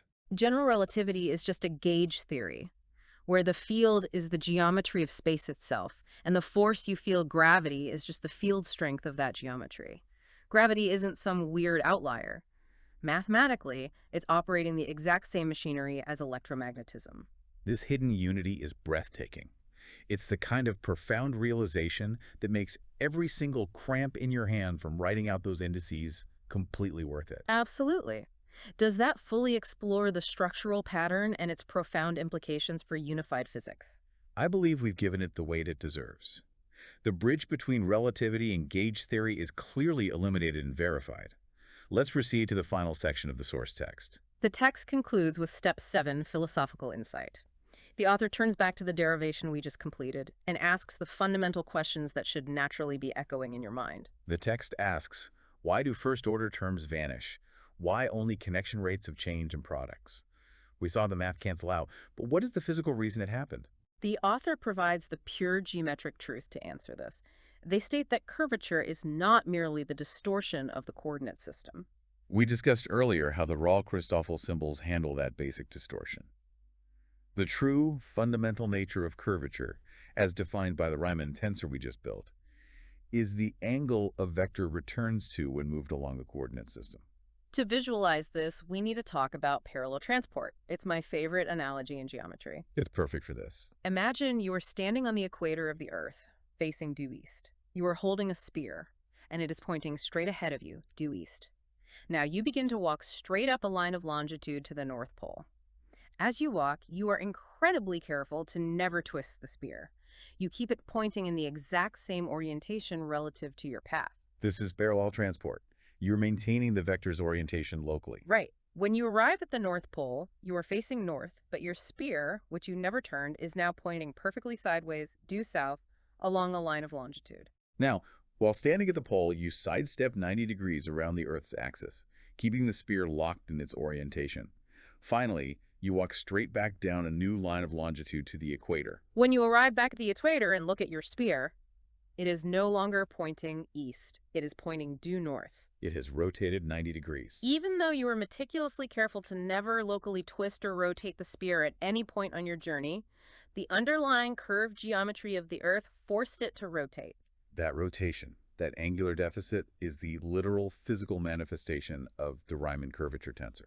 And this answers the author's question about why the first-order partial derivative terms vanished in our algebra. The raw coordinate grid, the raw latitude and longitude lines, without the geometric context, doesn't cause that rotation. Only the intrinsic non-flat curvature of the space itself, encoded in the changing gammas and the interacting gammas, can cause that spear to turn. The final line of the text defines this underlying phenomenon as geometric non-commutativity. Non-commutativity is just a fancy way of saying that the order of operations matters. Doing action A then action B is not the same as doing action B then action A. Moving a vector north, then east, on a curved surface yields a fundamentally different result than moving it east, then north. The difference between those two paths, the gap between where the vector ends up, is exactly what the mathematical commutator we started with measures. And, as we just proved line by line, that difference is the Riemann curvature tensor. It all locks together perfectly. Does that fully cover the final philosophical insight, the visualization of parallel transport, and the rigorous definition of geometric non-commutativity? Yes, the physical philosophy of the text is fully realized and verified. We have completely unpacked the conclusion. Then our mission under the unabridged protocol is complete. I want to take a moment to seriously congratulate you, the listener. If you're still here, you didn't run away. You faced the dreaded, straightforward algebra head-on. By refusing to skip the lines, by engaging with the dummy indices and the commutators, you didn't just memorize a formula for a test. You witnessed firsthand how the fundamental mathematical machinery of the universe is built from the ground up. You saw exactly how the simple twisting of a coordinate grid leads inevitably to the mathematical structure of gravity, and how that very same structure mirrors the quantum forces of nature. We want to leave you with a final provocative thought that builds on everything we've just discussed, something to chew on as you go about your day. We saw that gravity is mathematically identical to the field strength of space-time geometry. It shares the exact derivative minus derivative plus product minus product skeleton with the quantum forces. So if gravity and quantum mechanics share this exact underlying architectural blueprint, could a grand unified theory of everything simply be waiting for us to find the right overarching multidimensional connection matrix? If we could just find the ultimate gamma symbol to plug into this very formula, could it spit out a single equation that perfectly describes both black holes and subatomic particles? It's the ultimate dream of theoretical physics, and it relies entirely on the algebra we just unfolded. As you walk around today, look at the curved surfaces in your everyday life. A crumpled piece of paper, the smooth hood of a car, a rolling hill in a park. Imagine the invisible matrices, the gamma symbols governing the geometry of that surface. Imagine the partial derivatives fighting against the twisting grids. You now possess the mathematical insight to understand exactly how the fabric of reality bends. All right, welcome. Today we are diving headfirst into one of the most foundational and, notoriously dense calculations in all of general relativity, deriving the Riemann curvature tensor. We're going to look at every single term, every index, every little subtlety. This is the unabridged edition, for real. You've been there. We've all been there. You're reading a textbook, you're trying so hard to follow a critical derivation, and then bam, you hit this wall, this infamous phrase, after some straightforward algebra. It's a phrase that can hide pages, literally pages of painstaking work. It's like the author just leaves you to fall into this huge algebraic chasm. It's really just a polite way of saying, hey, the details are a mess. But for so many of us, that's exactly where true understanding just grinds to a halt. Well, today we're going to fill in that chasm. We're going to take the dozens of lines of expansion and cancellation and all the re-indexing that usually get skipped over, and we're going to lay them all out, one by one. So my promise to you for this explainer is simple. We will not skip a single line. From the very beginning all the way to that final elegant result, we're going to do it all together. Okay, let's get into it. The central problem we're solving here really boils down to this thing called a commutator. So in simple terms, a commutator just measures how much two operations fail to be interchangeable. You know, if doing operation A then B gives you the exact same result as B then A, their commutator is 0. Easy.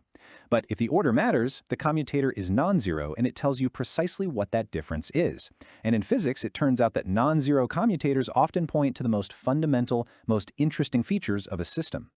So this is the thing we're going to completely disassemble. It's the commutator of two covariant derivatives acting on a vector. You see it written as the commutator of nabla mu and nabla nu, acting on v rho. And its definition is right there on the right. It's nabla mu of nabla nu of v rho minus nabla nu of nabla mu of v rho. That v rho thing is just a vector field. You can just picture it as a little arrow at every single point in space. And that triangle symbol, nabla, that's our covariant derivative. It's the proper way to take derivatives when you're dealing with curved spacetime. Our entire job today is just to fully expand this expression and see what's left over. And this is where we're going. The final result looks like this: R rho sigma mu times V sigma. This object, this R with 4 indices, is the legendary Riemann curvature tensor. And what this equation tells us is something really profound. The failure of these covariant derivatives to commute isn't some random mess. No, it's directly proportional to the vector you started with. So the thing that connects them, this R term, it must be a property of the space itself. It is the mathematical machine that is curvature. All right. Before we launch into this big algebraic assault, we have to master our primary weapon, the covariant derivative. So you can't just use this simple partial derivative in general relativity, because the coordinate systems themselves are all warped and curved. The very rulers you use for measurement literally change from point to point. The covariant derivative is the brilliant tool that corrects for all of that. Without really getting what it is, this whole calculation is just going to feel like pushing symbols around. So let's unpack it. So here's the definition. Nabla mu of V, rho, equals partial mu of V rho plus capital gamma rho mu sigma times V sigma. It's really got two parts. The first term, partial mu of v rho, that's just the partial derivative you already know and love. It tells you how the components of the vector are changing. But then there's the second term, the one with the big gamma in it.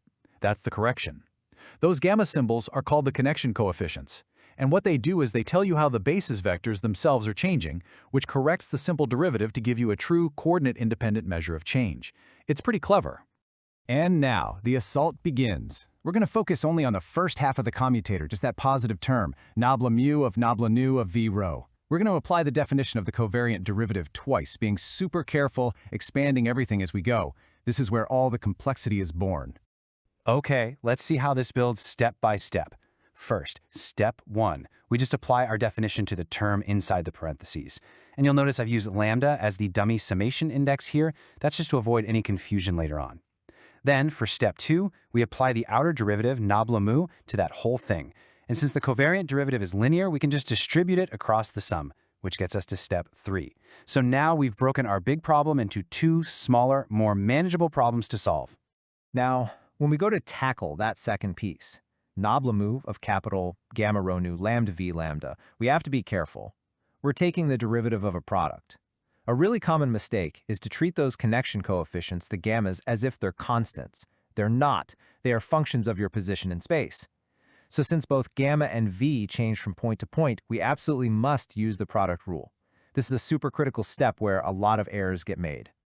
So, after applying the definition to both of those parts and using the product rule, we get this 5-term monster. Let's just take a breath and look at it. Nabla nu v rho equals partial nu v rho, plus gamma rho mu sigma times partial nu v sigma, plus partial mu of gamma rho nu lambda times v lambda, plus gamma rho nu lambda times partial mu v lambda, plus a term with 2 gammas. Okay, this is the complete first half of our commutator. Now we got to do the other half. And now for Act 2. We need the other half of the commutator, right? The nabla nu of nabla mu of v rho term. Now, the good news is we don't have to rederive everything from scratch. We can just take our big 5-term expression and swap every single mu and nu index. It's a neat trick. And after we do that, we perform the subtraction. And this is the moment of truth. This is where the algebraic jungle finally gets cleared away. This table puts everything right next to each other so we can see what's going on. On the left, that's our first expansion. On the right is the second one, which, remember, is just the left with all the mu's and nu's swapped. So now we can go line by line and see what happens when we subtract the right column from the left. Some terms are going to cancel out immediately, others are a bit more subtle, and some, and this is the key, some are not going to cancel at all. Okay, first, the most complicated-looking bits just vanish. The second-order partial derivatives are identical, since the order you take partial derivatives in doesn't matter for smooth fields, so they just subtract to 0. Gone. Now here comes the magic part. Look at the 4 terms that involve a first derivative of the vector v. Now it's not super obvious at first glance, but if you carefully relabel the dummy summation indices, you find they cancel out perfectly. The second term on the left cancels the fourth on the right, and the fourth on the left cancels the second on the right. Just like that, all the terms that depend on how the vector itself is changing, they just drop out of the equation. So, after that whole algebraic dust storm, what are we left with? I mean, all the terms involving the derivatives of our vector have completely vanished. And that implies that the result doesn't really depend on how the vector is changing, but on something much more fundamental. What has survived are the terms that only involve the connection coefficients and their derivatives. Look at this. Only 4 types of terms made it through the subtraction. A partial derivative of a gamma minus another one, and a product of 2 gammas minus another. And notice, every single one of these is attached to the original vector component v sigma. We can just factor it out, leaving this collection of terms in the parentheses. And that object, it's totally independent of the vector v we started with. It's a property of the space-time geometry itself. We have arrived. We can now officially give a name to that whole collection of terms. That object is the Riemann curvature tensor. Its formula is r rho sigma mu nu equals partial mu gamma rho nu sigma minus partial nu gamma rho nu sigma plus a gamma gamma term minus another gamma gamma term. This thing is the mathematical engine of general relativity. If this tensor is 0 everywhere, your space is flat. If it's not 0, your space is curved, and the paths of objects will deviate, and that's what we perceive as gravity. We've reached the summit, but the story isn't quite over. The final step is to really understand what this means. So let's get to the deeper meaning. This mathematical structure we just derived, a derivative of the connection minus another, plus a product of connections minus another, this pattern is not unique to geometry. It shows up in gauge theory, which describes the other fundamental forces of nature. The field strength tensor F, which gives you electric and magnetic fields, is derived from the potential A in exactly the same way that our curvature R is derived from the connection gamma.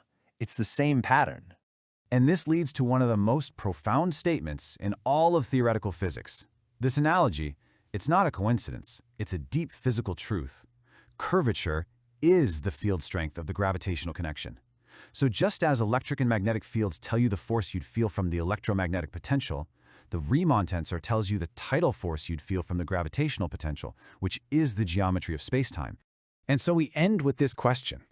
We usually think of a field strength as something that exists in space. But what we've just shown is that the background stage itself, geometry, has its own field strength. And that means spacetime is not just some passive backdrop for the universe. It is a dynamic, active player. It can bend and ripple and warp, and its field strength, its curvature, is what dictates the motion of everything within it.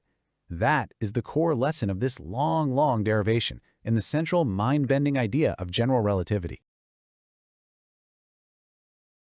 Hey there, and welcome. So if you've ever found yourself deep in a physics or a math textbook, you know the feeling, right? You're following along, everything's making sense, and then you hit it.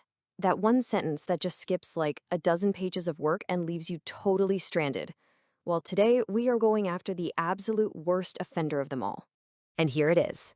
This right here is the scene of the crime. These 4 little words. This is where all the good stuff, the most interesting, most mind-bending work gets swept under the rug.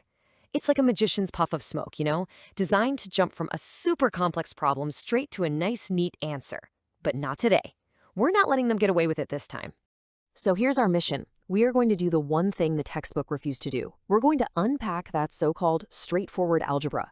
We are going to show every single step. We'll connect all the dots, and by the time we're done, we'll have pieced together one of the most fundamental ideas in all of physics. No stone left unturned.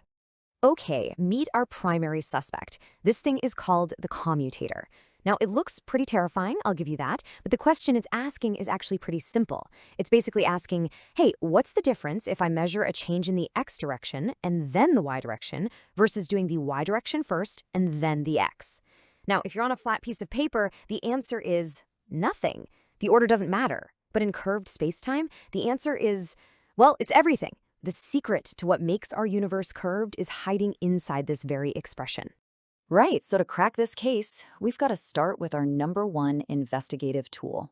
See, we can't just use the normal derivatives you learned in calculus, because in a universe with gravity, our coordinate systems, our very grid lines, are bent and twisted.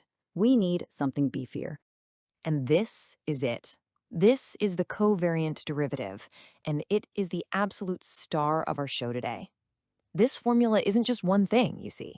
It's actually 2 completely different ideas that are bolted together to give us the full picture of what change even means in a curved universe. Let's break it down. On the left, that first term, that's the part we know and love. It's just the plain old partial derivative.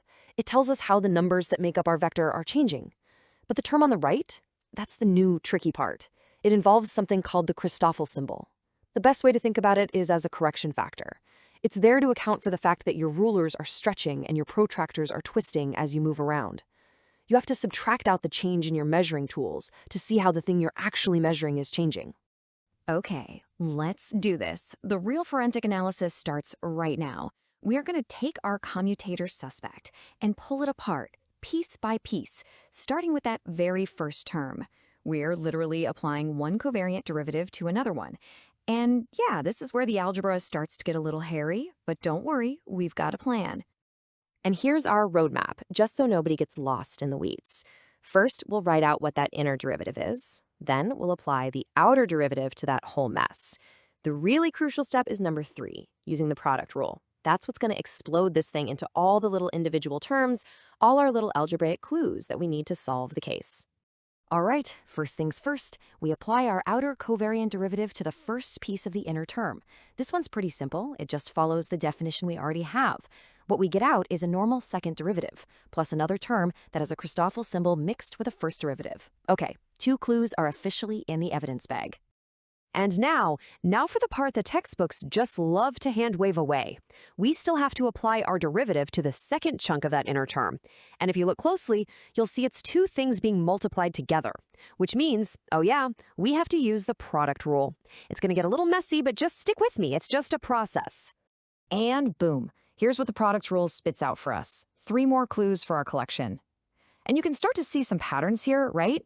We've got a term where the Christoffel symbol itself is being differentiated.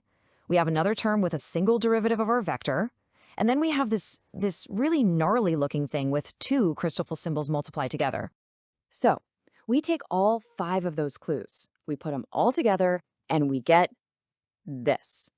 Yeah, I know, it looks like an absolute monster, but let's just take a breath. We can see all the parts we found, right? Here's our regular second derivative. Then these next 2 terms both have just a single derivative of v. Then comes the term where the Christoffel symbol gets differentiated, and bringing up the rear is that wild term with 2 Christoffels. This is it. This is the complete forensic file on the first half of our suspect. It looks scary, but now you know exactly where every single piece came from. Awesome. Let's head into the next phase. Now we have to do that entire process all over again for the second term in our commutator, the one with a little mu and nu indices are swapped. Now, I'm not going to torture you by going through it again line by line because the result looks almost exactly the same, just with the indices flipped.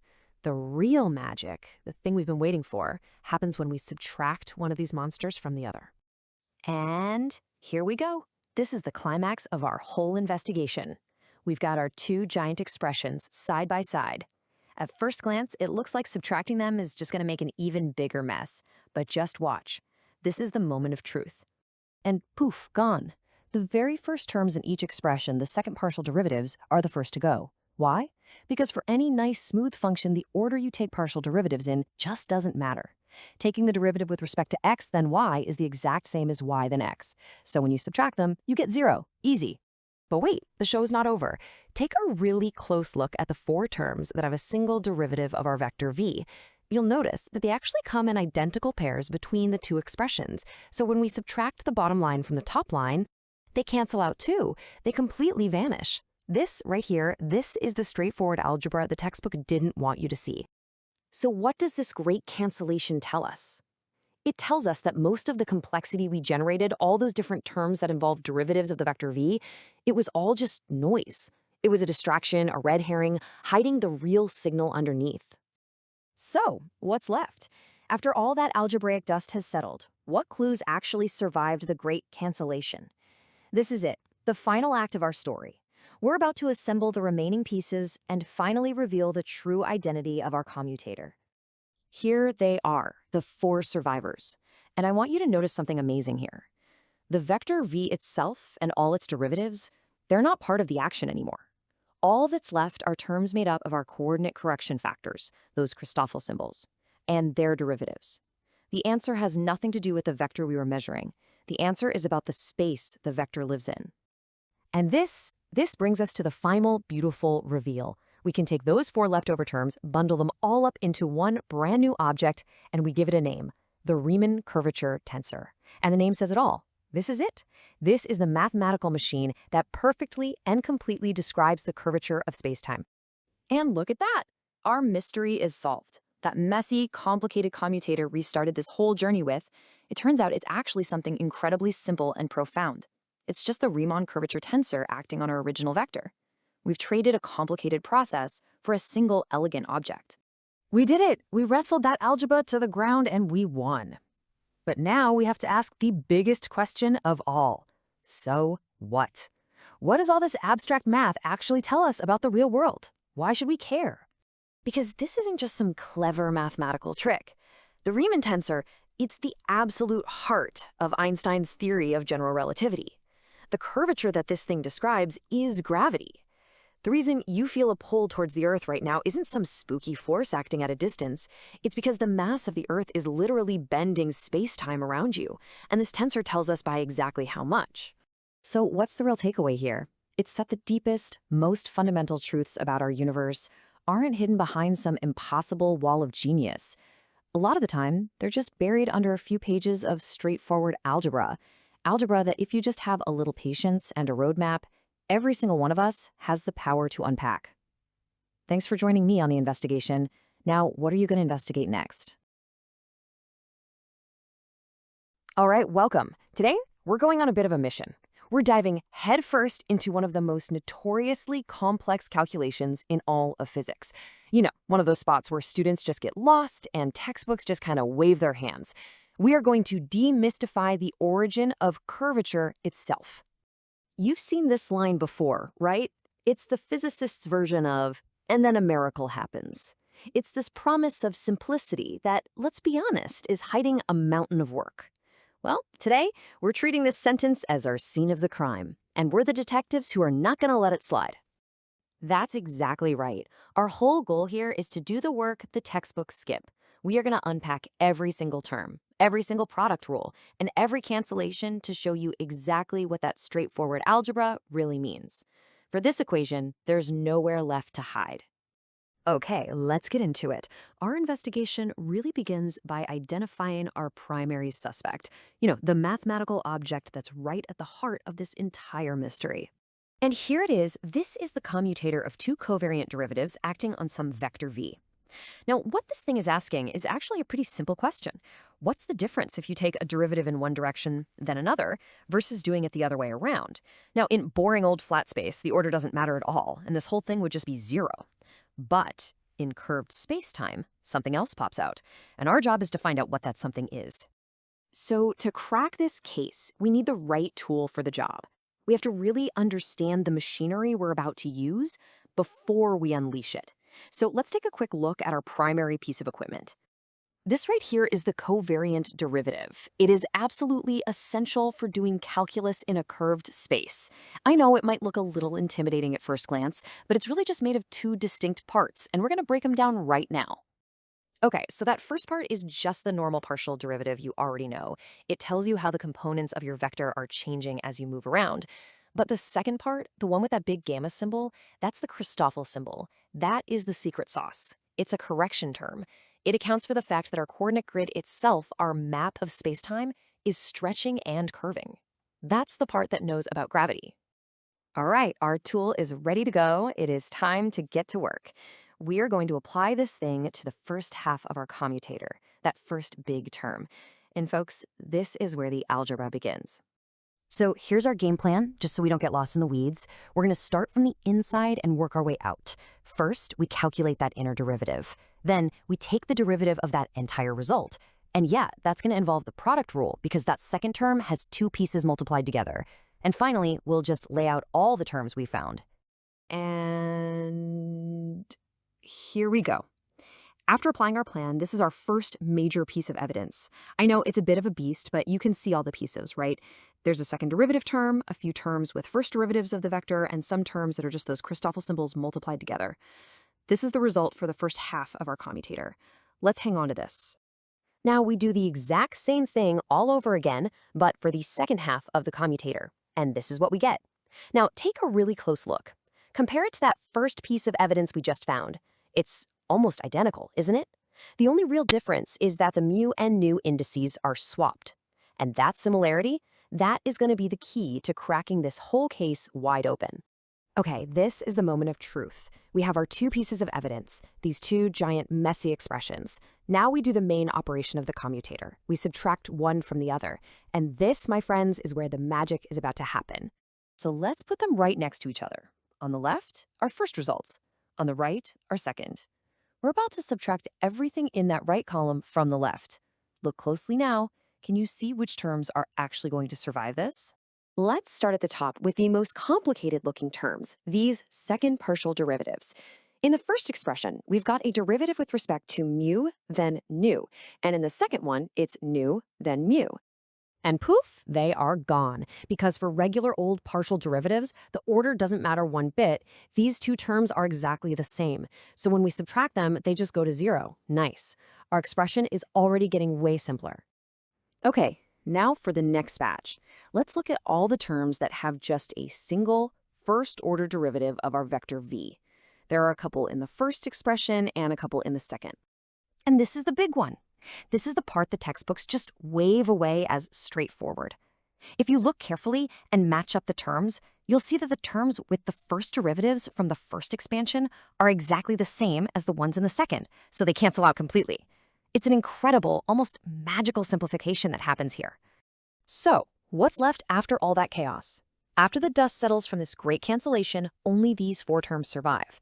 And notice what they all have in common. None of them have any derivatives of the vector v at all.